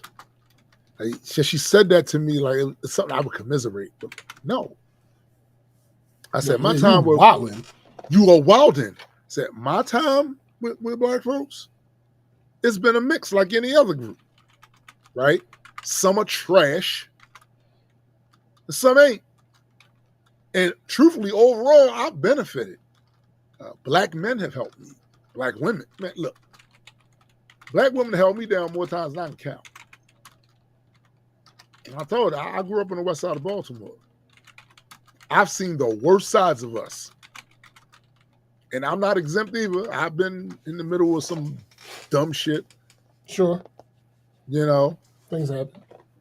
But even in those areas, know what else I've seen? Hardworking, law-abiding people. In fact, most of the people in these places I've lived were just like regular people dealing with poverty, low wages, and a fucking city government that refused to service them in the way they should. The criminal element was like a subculture there.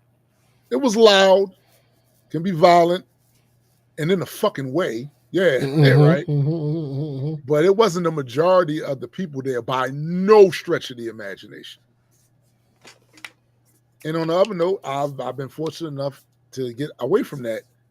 And I lived in a nice, mostly black, upper middle class neighborhood. SBJ went over there in Laurel. Quiet, clean, kids outside being respectful, lawns fucking cut, nobody hanging on corners. In fact, when you saw a bunch of kids, they were usually on their way somewhere. The pool, a basketball court. They even had this dope-ass library around there that used to do a bunch of activities there. It was relatively wholesome shit.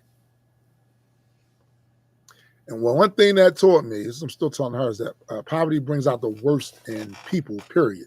Like lack, scarcity, the constant survival shit. It'll make any group look dysfunctional. But when you add our specific history into the mix, yeah, we're gonna look rougher. Yeah, like we weren't just broken; we were branded with the whole criminality shit, without context, without nuance, right? And remember, we weren't immigrants. I said this last week. We was fucking cargo, like a commodity. They didn't see us with any value outside of like labor. And when we did do good and excel and all of that, trust me, we was met with resistance every step of the way. And if we managed to make it anyway, then the system wants to act like it helped us get there and shit. Like we ain't just had to claw our way through all of that shit. So no, I'm not adopting that I hate black people mindset.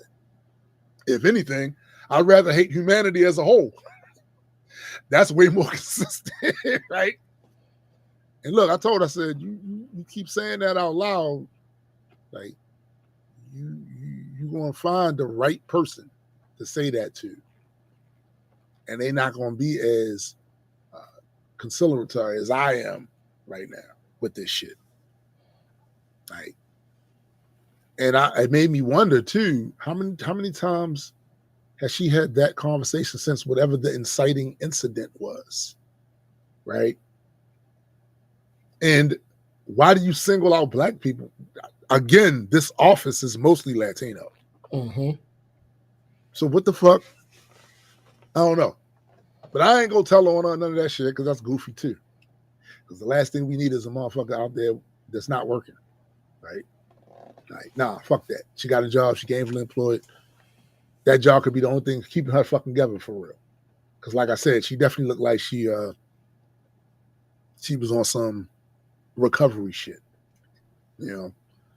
But like I said, I was relatively calm about the situation. If it had been any other group that would have said that shit, then they'd have been out of here. I'm trying to get the sister a break. Yep. Seriously, because that shit is crazy. Absolutely. That shit's crazy. Something else too. So here's the thing, right? I've done my best to kick the social media wars habit, so to speak. And you know what I'm talking about.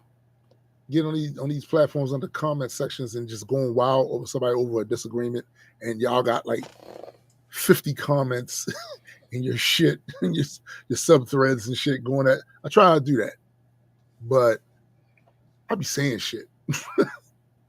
I be saying shit. So first, let me just say this: fuck Democrats. Yeah, I said it. Clip it, post it, do whatever.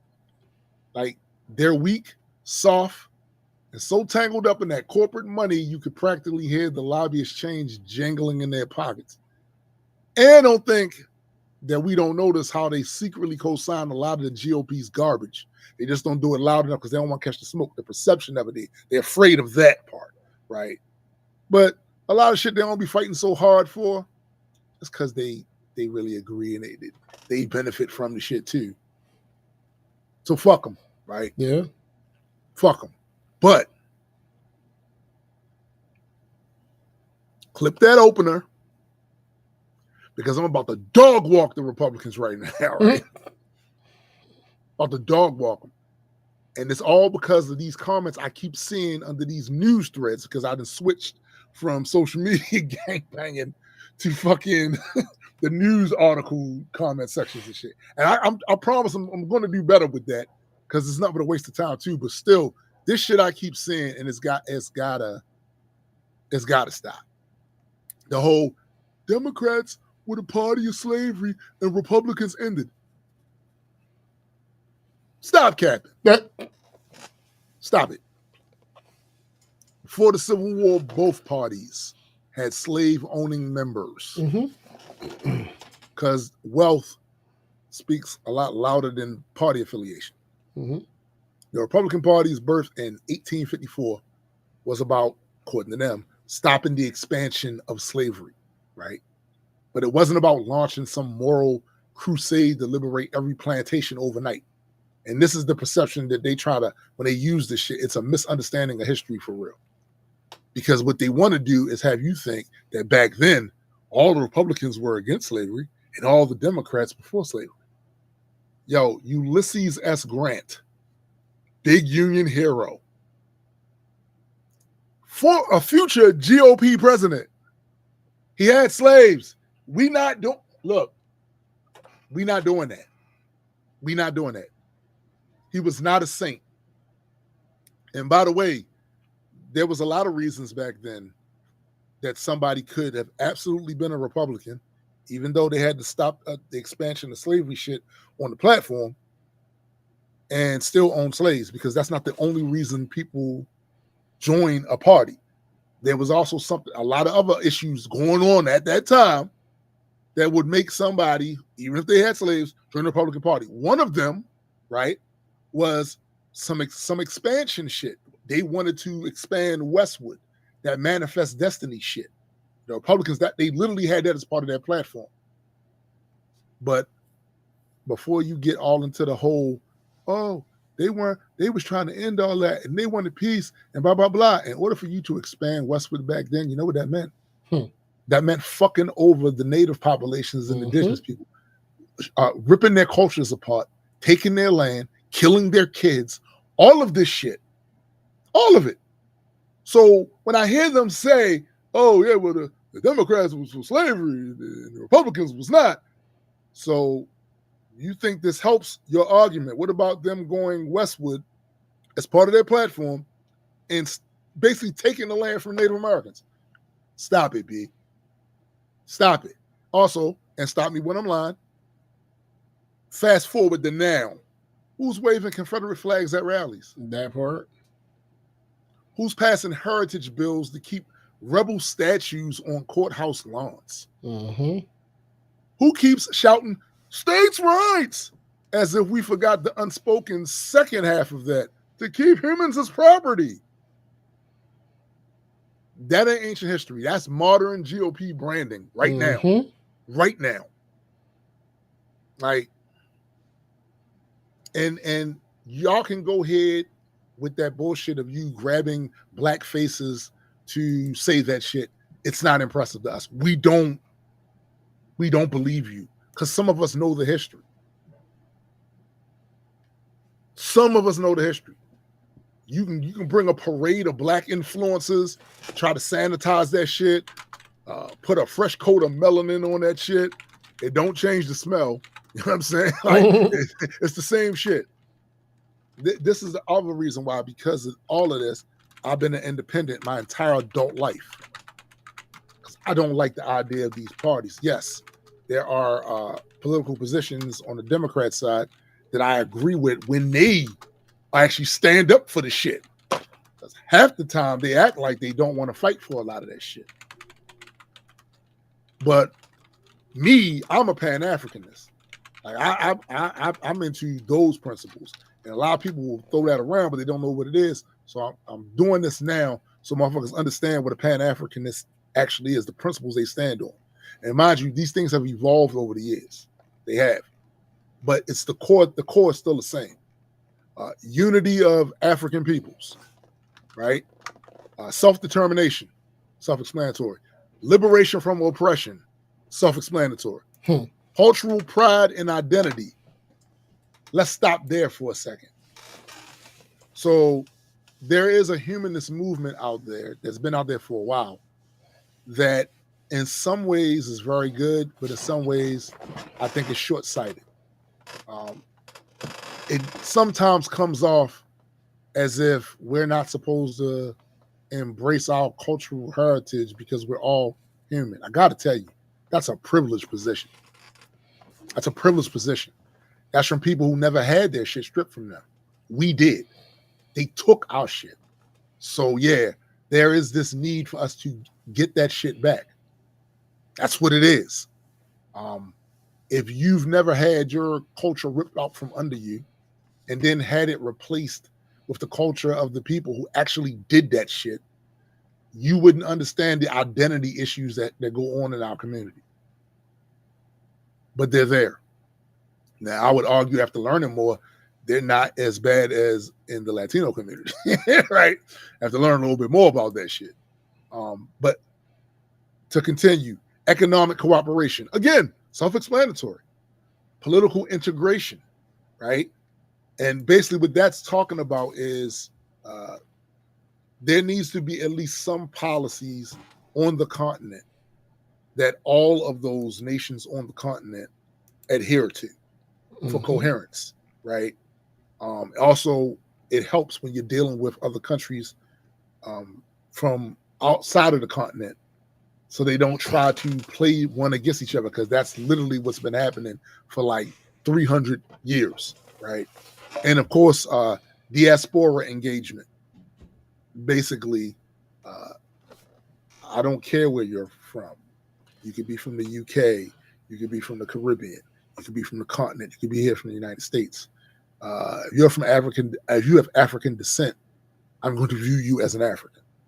And I'm going to give you the benefit of the doubt of that. Now, you may not see yourself as that. That's for you to deal with. But me, nah. And also, it's us not attacking each other on dumb shit, because that's what actually the powers that be want to happen. They want that division because it helps them. I'm going to give you an example of that.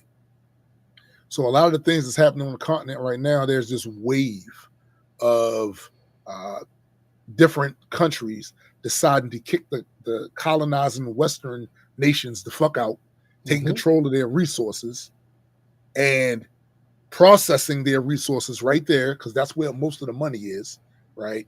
Instead of having them come there, mine all that shit out, take it back to their country with their processing, give their people jobs, and fix their infrastructure up. That's literally why the parts of Africa that you see that aren't as built up, you go, how come that shit ain't? That's why their wealth is literally being extracted from the soil and taken elsewhere.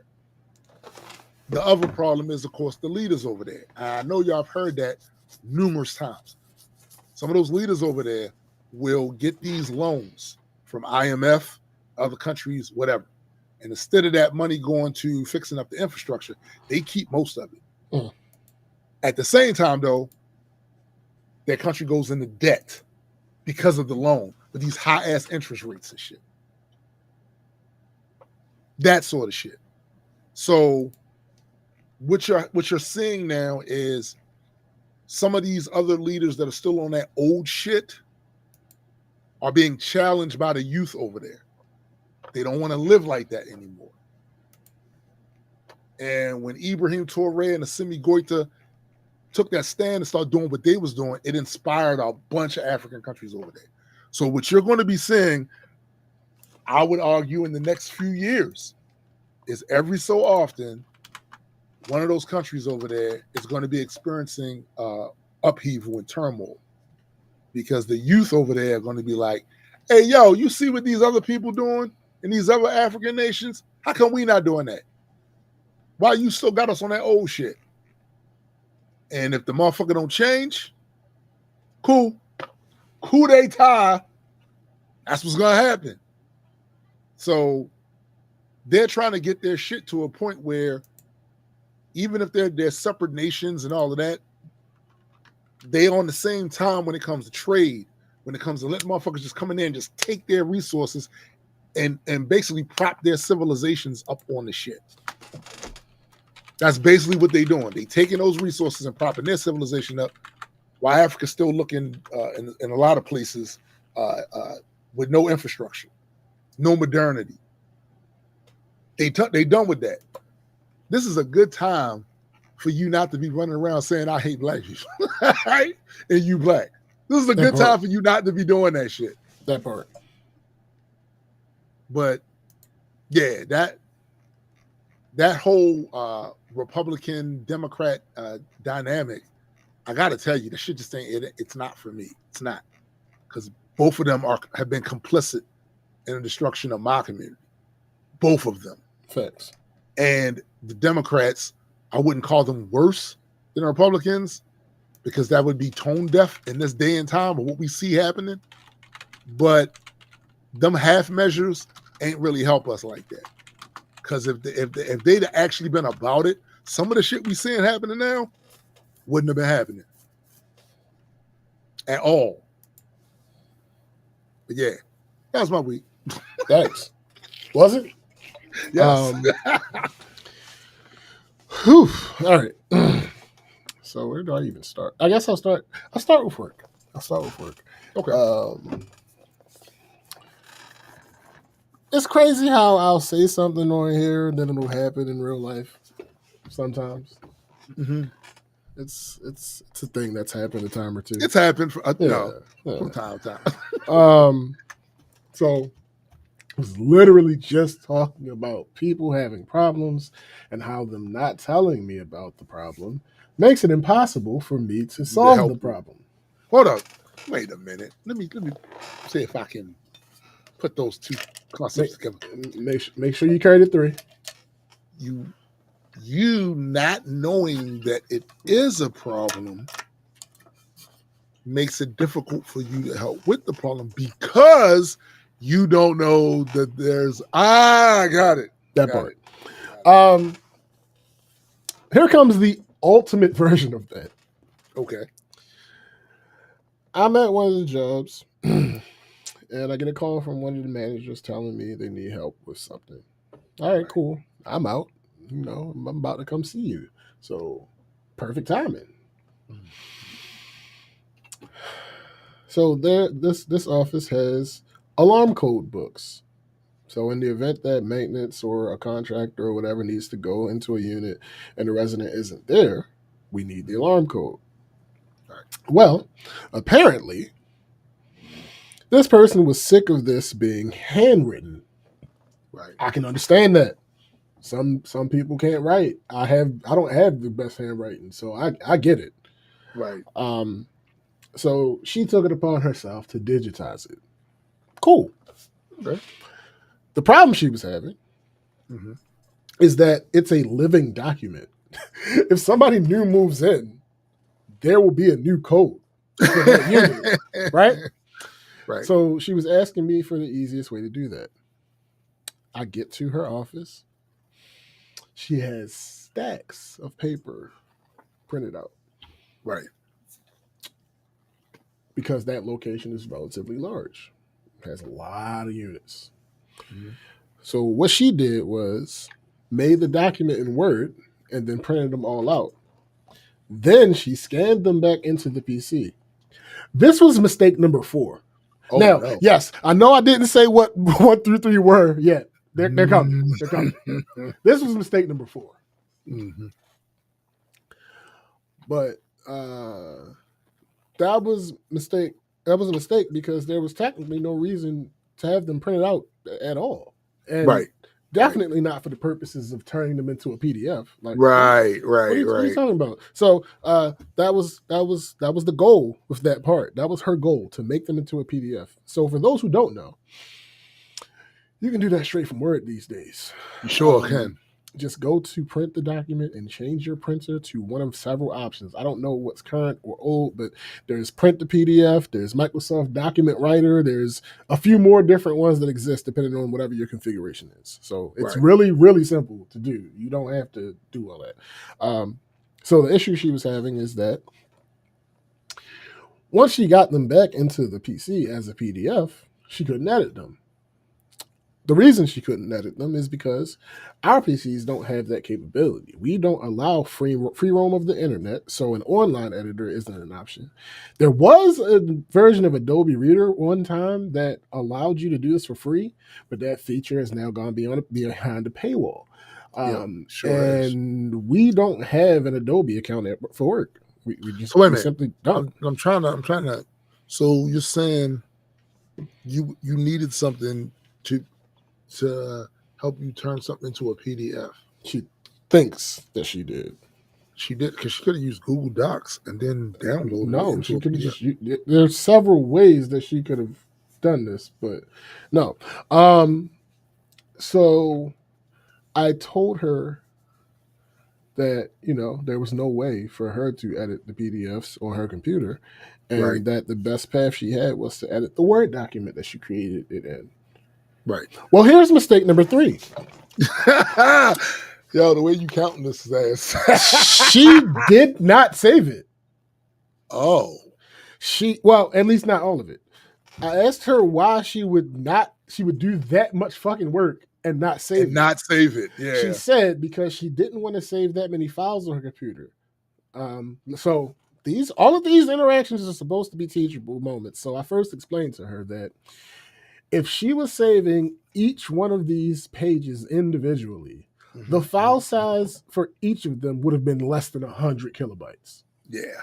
I explained that she would have needed 10 of those to equal 1 megabyte. And that 1 gigabyte was about 1,000 megabytes. And that she had over 40 gigs at least.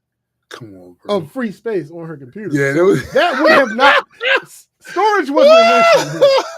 Storage was not an issue in any way, shape, or form. Okay, but that's funny. My next question was, now I got to check something. Now I got, because that is true, and I'm looking at one of my biggest documents now, right? And I want to see what the size of that document is. Mega, 3 megabytes. Right. So, like, what are we talking about? Like, I don't understand why you thought, but whatever. Okay. All right. But my next question was, why was there more than one file? This leads us to mistake number 2. Her answer was that Word wouldn't let her do more than one page.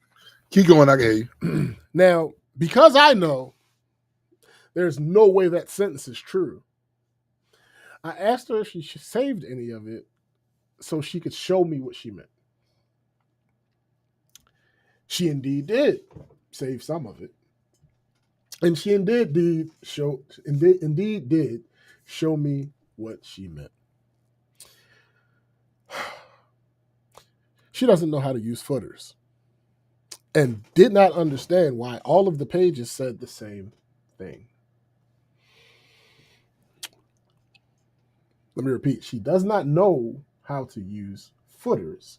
Therefore, when she saw the footer display the same text on every page, that confused her. So I did, I explained that to her. I explained how headers work and footers work to her. So I told her the best thing that she could do at this point was to start over. The problem here was what leads to the biggest and most egregious mistake.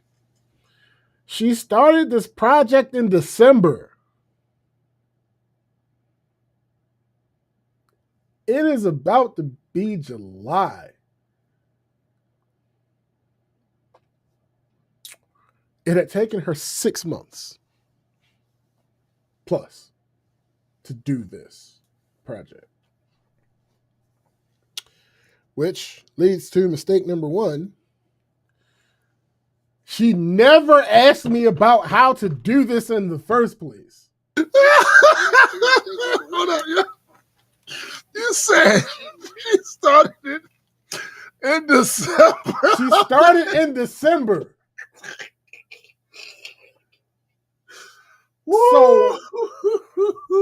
So at no point along your journey did you decide, hey, let me ask the IT guy, particularly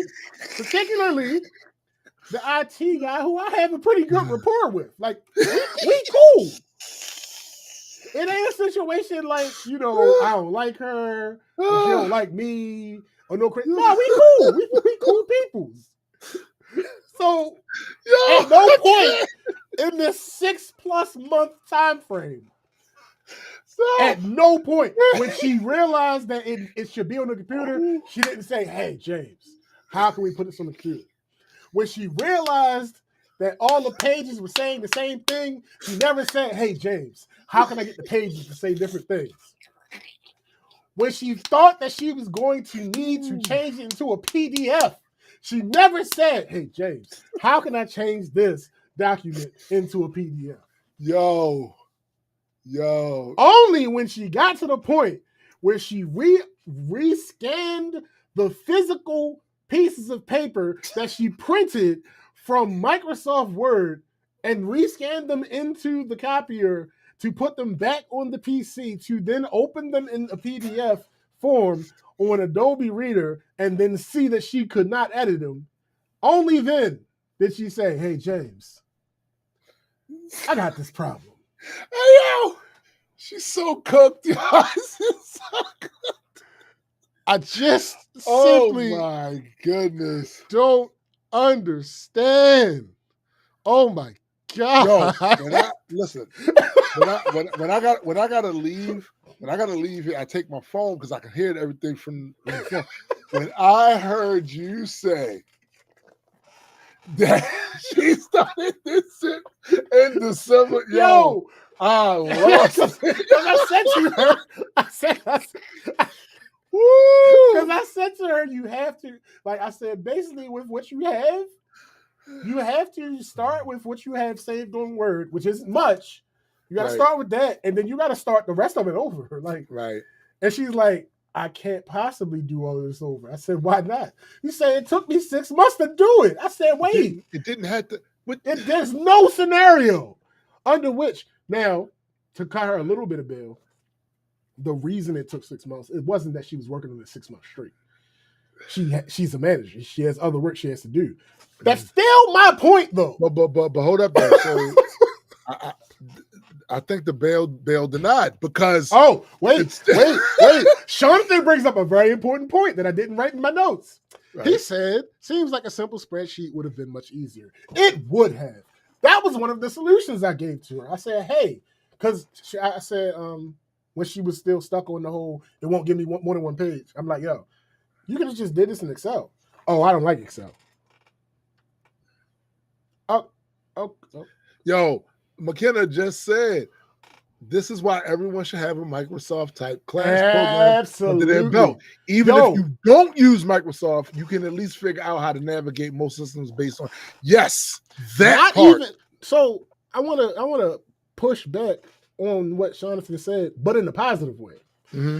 I'm gonna read his statement again. Seems like a simple spreadsheet would have been much easier. No, Jonathan, not much easier. The right thing to do. Because what she was doing was creating tables in Word, whereas Excel is already a table. All you have to do is create the outlines. Which is very simple to do. That is nasty work, yo. So no, Jonathan, it wouldn't have just been much easier. It would have been the way. The right thing to do. The way to solve this problem that she was having. Oh my good, bro. Simply. I don't like Excel. What does that mean? Please explain. I said, you know what, never mind, because I'm not about to go back and forth. Yeah, at this point, like it's not really. Not about to go back and forth with you about this. So I told her, all right, well, if you don't want to use Excel, then your only option is to start over with Word. And she's like, well, it took me 6 months to do. What the fuck? Yo, bro? That is the wildest take, yo. So I don't have till December. Basically, I'm like, yo. Yikes. Damn it. Luckily for her, we're about to introduce a new system, and that new system should eliminate the need for the thing she's working on. Are you sure about that? Here's the thing. I said I used the word should. I absolutely made sure I used the word should. Now, currently, funny enough, all right, I'll put it like this. It's capable of replacing the thing that she's working on. Yeah. I don't know that it will, because I went back and looked at it, and it does not currently have a field, but we can add fields. So it should be able. No, again, it is capable of replacing. It's just a matter of if I can get that. Approved. Which I don't think. I don't think should be an issue. But 6 months. 6 months. And again, it wasn't her working straight because she has other duties. She's a manager. But still. But the fact that you took 6 months to do this project, when at no point you decided, hey, let me ask the IT guy, the data processing guy. That's what we don't actually call our department the IT department. We are called the data processing department. Yeah. So there's data that needs to be processed into the PC. And you've decided that it was better for you to daredevil without the powers your way through it versus just asking. Yo. Just ask. Yo. Just ask. That's it. Just ask. No, the old saying, right? Like closed mouth don't get fed. That part. And there's another project that she was about to start. I'm like, yeah, no, don't do that. That's gonna take 6 months. Listen. That's gonna take 6 months. It'll be done in December.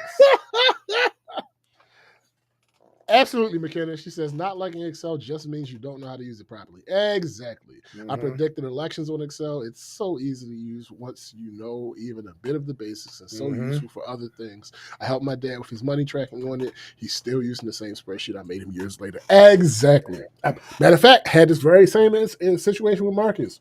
One year, he was like, I got this finance guy. He's willing to make a budget for me and this, that, and this, that. I said, cool. How much is he charging? It was like $300 something. I'm like, bro, just make an Excel spreadsheet. He doesn't like listening.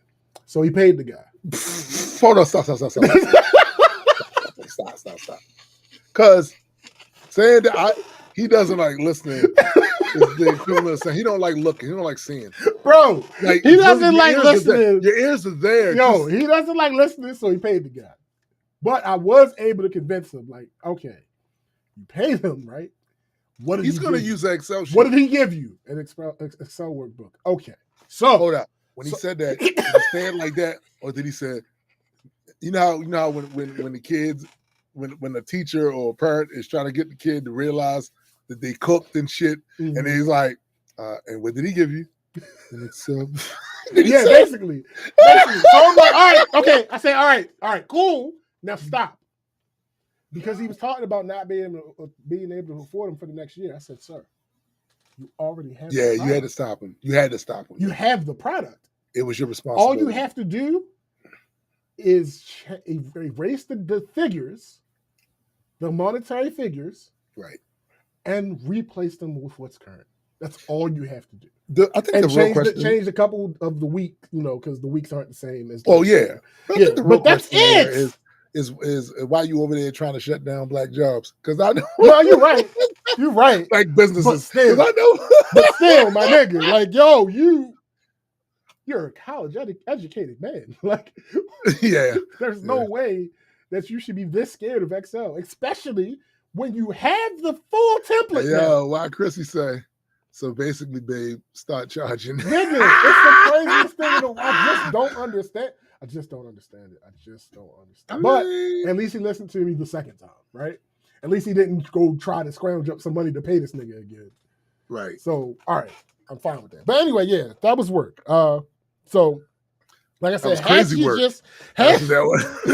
she just said to me she wanted to put this thing on the PC, but she wasn't sure how, I would have shown her. Instead of wasting 6 months, she could have been done in 6 weeks, 6 days, maybe. But anyway, moving on to insane. You want to know what scuffs my Timbs? What scuffs your Timbs? People can't drive. Oh, well. So I've said this before in here, right? Yo, the funny thing about you just saying that is I just had a flashback of an idea of you driving in Panama. That's funny. That's if hilarious. You, nigga, because you say this a lot, and I said, oh my, I just literally pictured you coming off of the Bridge of the Americas, going into downtown Panama City, nigga. Woo. I've told y'all about my experience in the Caribbean with vehicles. That shit, I know that shit. So it's out. Yeah, no, it's crazy. It's no way. Listen, but anyway.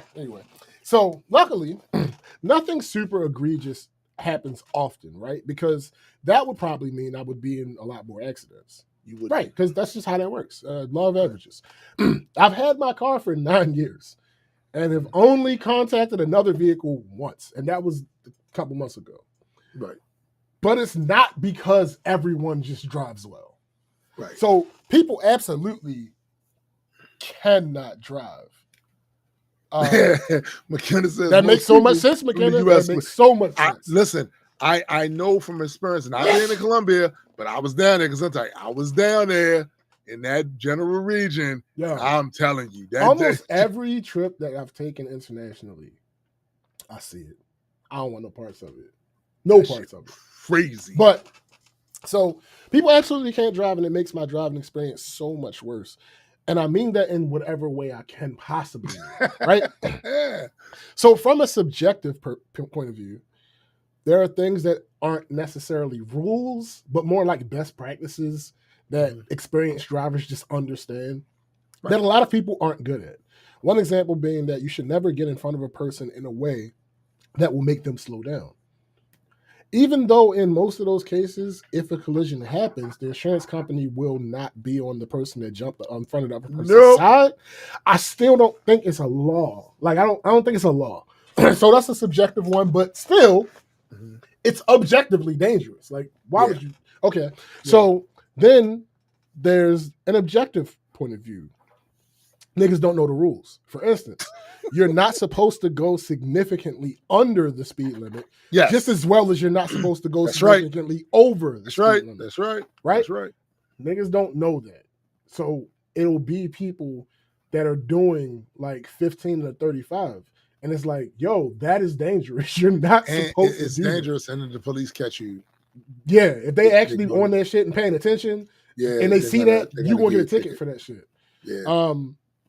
And then there's the point of view of things that may not. You know why that is too? It's differential speed. Yes. Differential speed kills. It is interrupting the flow of traffic. Yep. That is what the whole speed limit thing is about in general.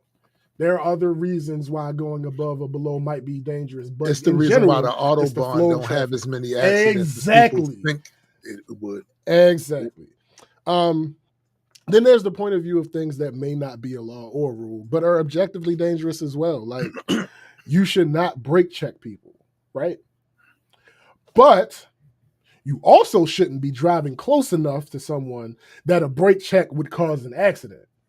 Yo, I was this was years ago. I was dating this girl. We in her car. This motherfucker behind us was just driving up on her ass.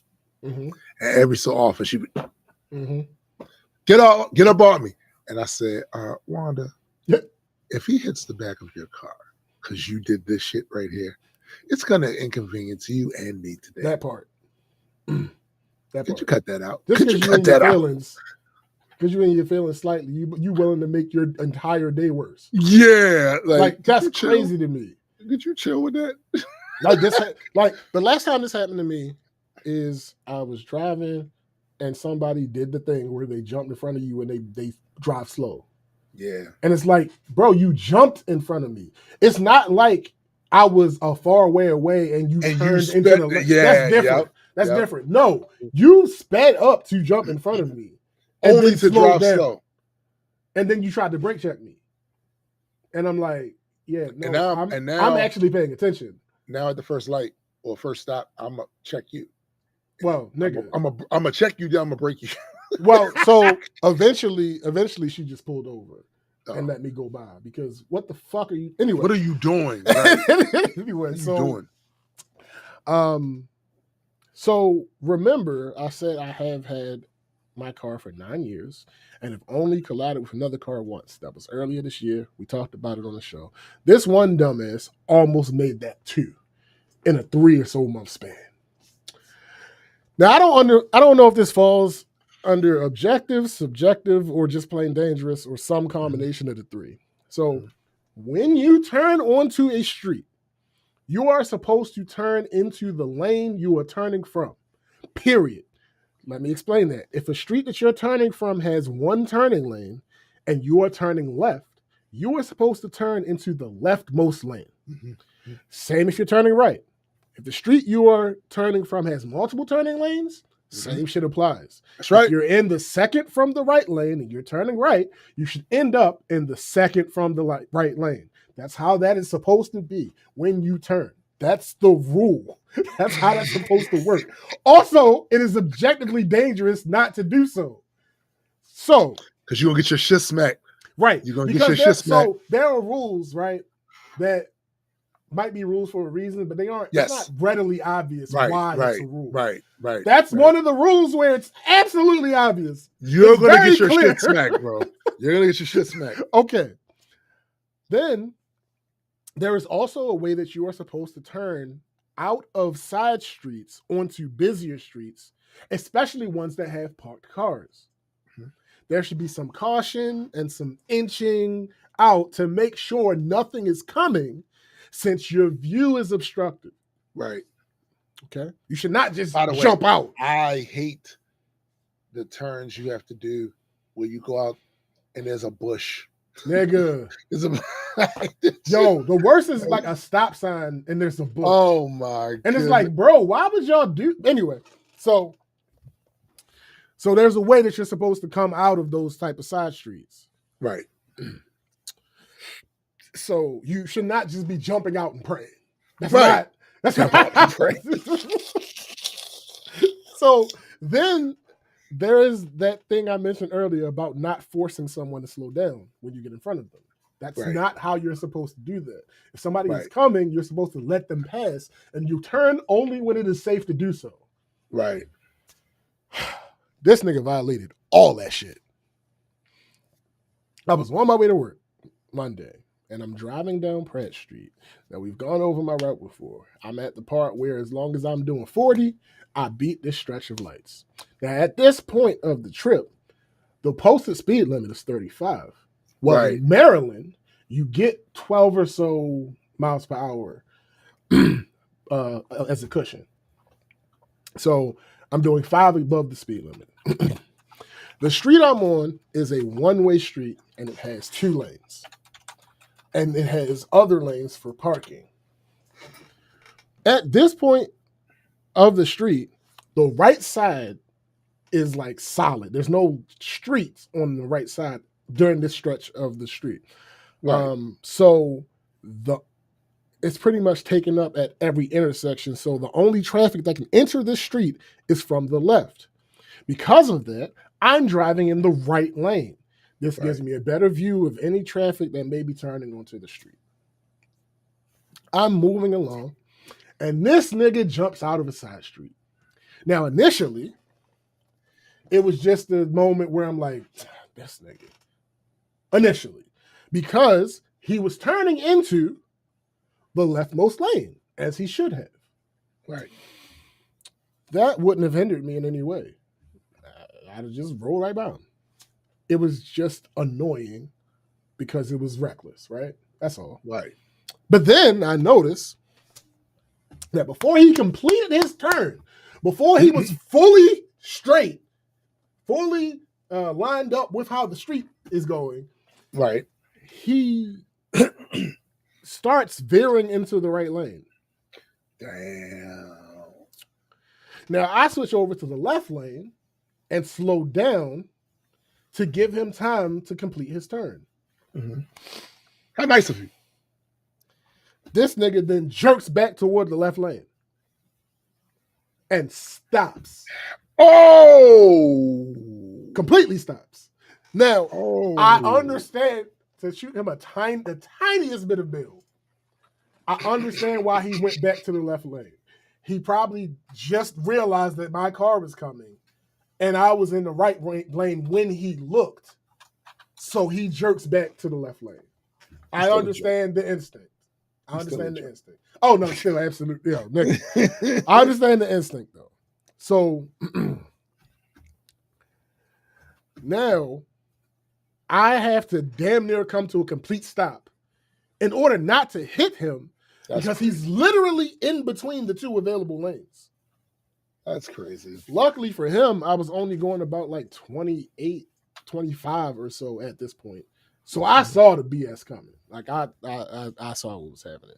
Now this is the time that this is the first time I've ever done this, and I'm not proud. So normally, when somebody does something I'll let you know whether you should have been proud. Okay. So normally when somebody does something stupid, I give them the look and keep going. Right. Most people just try to pretend they don't see you looking when you do that. You know, most people just like, They try to pretend they don't see you looking. Now, I respect those people for being mature. Because there's no reason to re-engage. You knew you was wrong. Exactly. There's no reason to re-engage with this person. Let this person get their look off, or their honk off, or whatever it is that they do. I tend to not be a honker. Their honk off. Yeah, let them get that honk off. Let them get that off. I tend to not be a honker generally. Every now and then I might. In this instance, I did because the motherfucker stopped completely in between two lanes. So I'm like, bitch, I'm over here. Like, go. You can drive. Can he though? No, you're right. No, you're right. You're right. My bad. I apologize. But yeah, most people just pretend they don't see you looking. I respect them for their maturity. Some people will match your gaze. I respect them for standing on their shit. Me too. I respect that. This time though, as I'm entering his view, I can see that he's giving me the look. Right. So I rolled down my window. Oh. No, listen. Oh. Man. And I simply said in a very calm voice, if you knew how to fucking drive, we wouldn't be in this predicament. And I rolled off. I drove off. So just remember, right? When I told y'all a few years ago, we out there, Federal Hill, that's Baltimore, right? It's a wedding going on. Okay. There's a fountain out there. Yeah. He want to take pictures. I did. So he walks over there and very calmly, quietly intimidates. No. That's not what happened. When you say quietly and calmly intimidates, that makes it seem like I said something to them. Listen, I did not say anything to these people. You were quiet. Completely quiet. Quietly. Right. Silence. No. Quiet has several definitions. Silence. I said no words, sir. He walked and over this there. was not an intimidation tactic. He was looking at me like I did something wrong. I just wanted to inform him that no. This was the equivalent. This was the same equivalent of pulling his shit down. He ain't asked for no Grey Poupon. He stuck his head out. That motherfucker was like, if you knew how to fucking drive, we wouldn't be here right now. That's it. What's wrong with... And then I ain't do that. I didn't go that far. I ain't go that far. That man. You cursed at that man. That's it. Like, I mean, yeah, I said if you knew how to fucking drive, you wouldn't be in this predicament. Fucking drive, you wouldn't be. No, yo, listen. He violated actual rules. He violated common sense, dangerous shit, and he violated like unspoken rules. Like, he did. What are you doing? He absolutely did. However, you can't hesitate when you're driving, bro. Yo, that was I ain't gonna hold you. That was close to some Dennis level, Dennis level road rage sort of thing. The only difference is you didn't get out. Yeah, no. Listen, I really had. If somebody wants to call that road rage, I'll accept it. I don't think that was road rage. Yo, I was reacting to what he did. He gave me the look. The look is the thing that's reserved for the person that's in the right. That's true. And if I give you the look, you can match it. That's cool. Right. But he was mid look by the time I had seen it. He was already on that. No, nigga, I didn't fuck up here. That's on some old what's that? Like those old school action stars from the 90s that don't raise their voice to shit. I know, and just right? Be like, stupid. You out of fucking or some Clint Eastwood shit. Some Clint Eastwood, some Steven Seagal.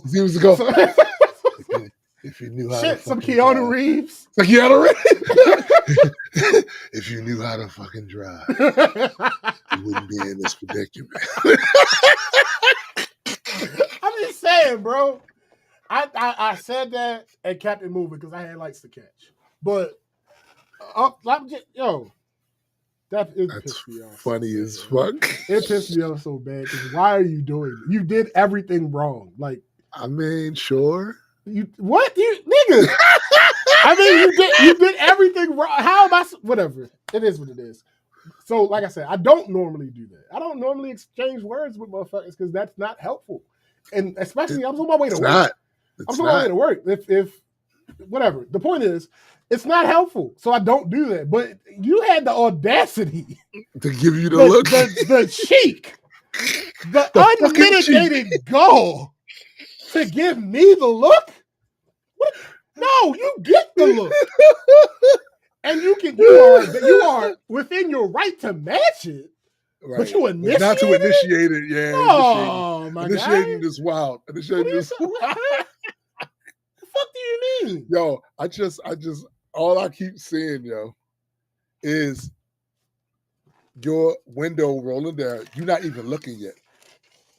And then you turn. If you knew how to fucking drive, we wouldn't be in that predicament. And for some reason I see you with sunglasses on. No, they got to have no goddamn sunglasses. If you knew how to fucking drive. No. It was like, get off my lawn. This nigga went full on Equalizer. You never go full on Equalizer. Hilarious. No, nigga, I just simply made a statement. That's all. I just said the thing. You made a statement, nigga. Yeah, that's not. I just said a thing. Like, how dare you? How fucking dare you? Here's the difference, bro. The difference is, all right. So we are at Arundel Mills, and we're in the parking lot, and we're about to move, and some dude comes just walking out in the middle of the thing about to move.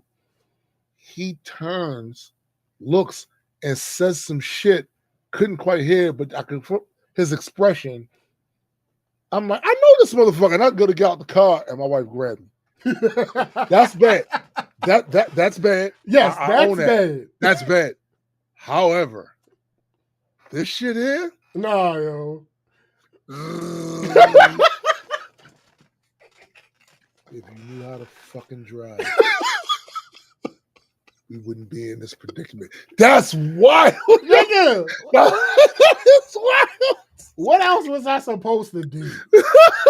What should I have done differently? What more do you want? Because here's the problem, right? I was doing 5 over the speed limit. So even if I was doing the speed limit, this still would have happened the same way. I mean, sure. So it's like, what was I to do? I don't know. Right. Like, just matching the gaze would not have been enough. Because, again, it was my gaze to initiate. I mean, yeah. And he tried to take your gaze from That's all I'm saying. That's all I'm saying. No question. We wouldn't be in this position had you known what the fuck you was doing, good sir. That's it. That's all. You wouldn't have had the opportunity to steal my gaze had you been aware of how to properly operate your motor vehicle. That's all I said to him. Damn. That's it. Damn. Anyway, let me see. Where do I want to go next? Wedding Watch. Yeah, it's not much. The maid and matron of honor came over last week and did the inventory and the planning and the prototyping for the decorations and shit. That went pretty beautifully. They did their big ones with those prototypes and whatnot. Also, we're about to start sending out invitations. So I kind of figured that. Yeah, that's what was going on. Yeah, that's what we were talking about before the show started. Yeah, we're about to start sending out invitations. So there's that part. I think that's all for the Wedding Watch. Author Watch, I completed the big corrections that me and Gigi talked about. And I also finished the story for Act 2. The next step is to go look at the outline for Act 3 and see how it needs to be changed and tweaked based on what happened in Act 2 and all that other good shit.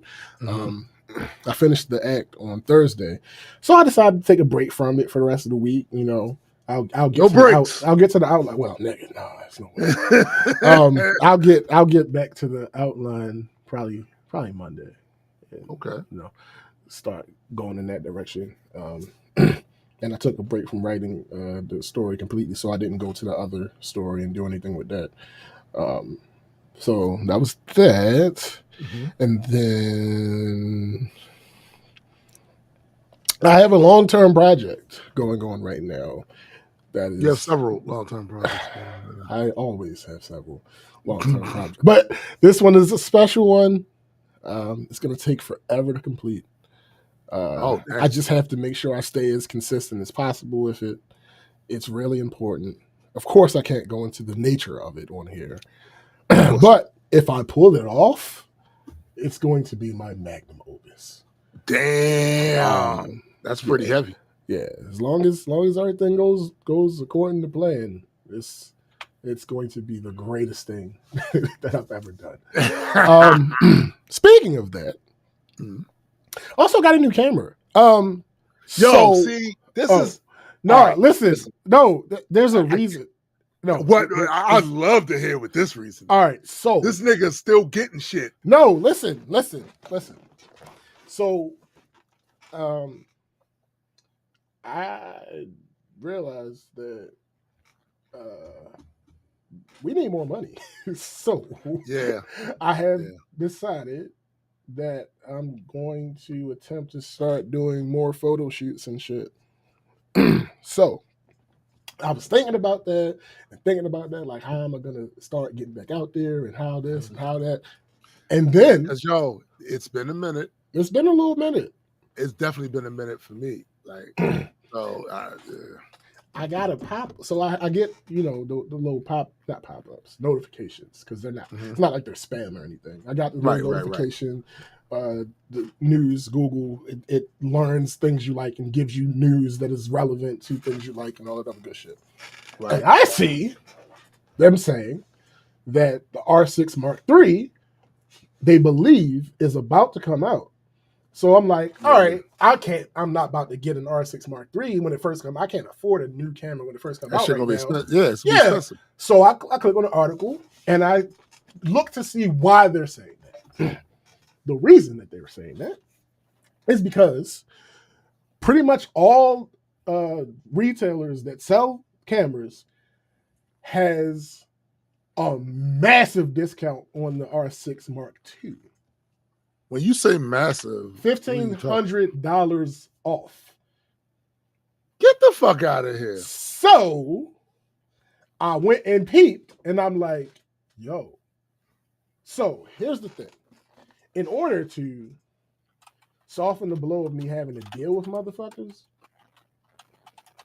it behooves me to get a camera that was so basically, when I got my R6, the R6 and the R5 came out at the same time. Mm-hmm. The R5 had better features because the R5 is the more flagship. The R5 is actually, I don't know if it still is, but when it came out, the R5 was the flagship.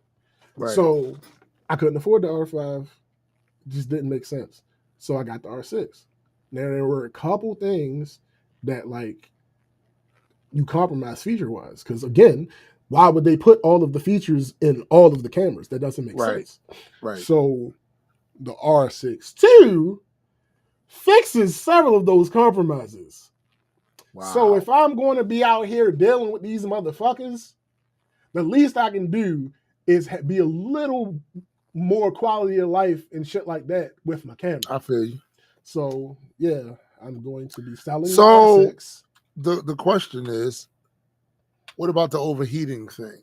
Doesn't exist. So for the R6 Mark II, there's an overheating warning for 4K 60 at an hour.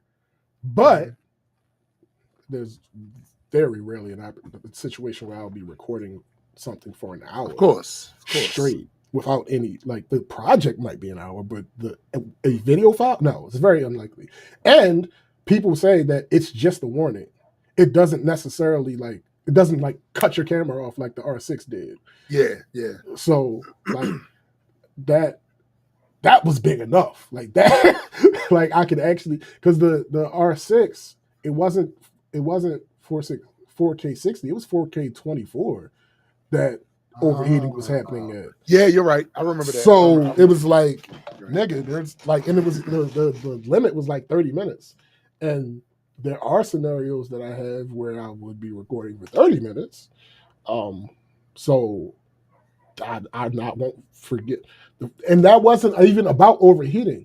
They limited it to 30 minutes in the event that overheating could be happening. I was in the coldest possible place I could be, and I was recording, and we did an hour and like 5 minutes. I go look at the camera, it only recorded 29 minutes. Oh yeah. Yo. Oh yeah. No. Oh yeah. Because well, isn't that the most, all DSLRs will only let you record for like a half hour, right? These are mirrorless cameras. These aren't DSLRs. Oh, that's right. Damn. So yeah, no, this the recording limit is higher. The recording limit is higher. The megapixels are higher. The autofocus is better. It's several things, and I was like, well, shit. And I just got the new laptop, so I'm going to sell my old laptop. I'm going to sell the R6, and that'll almost make up for what I paid for the R6 Mark II. So, yeah. Yo, this nigga. First of all, so I understand why you did it. Yeah. That doesn't change.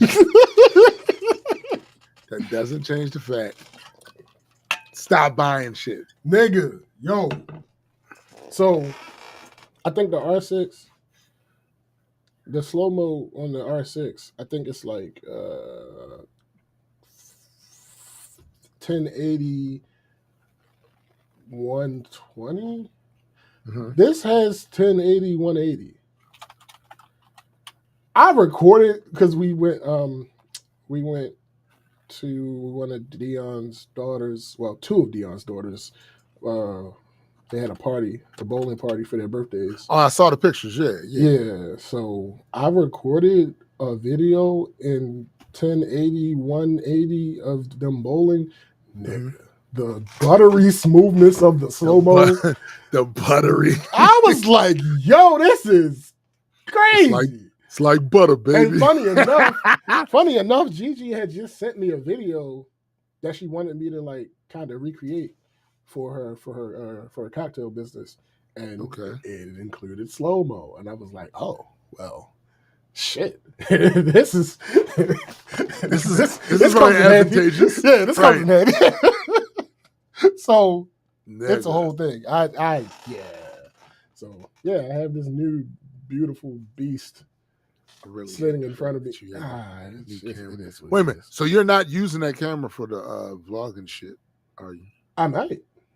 Oh shit. I mean, why not? I also had, funny enough, I had just bought a battery grip. So, but it's also compatible with the Mark II. So now what you're basically saying is, once again, you was buying some shit. I mean, yeah, because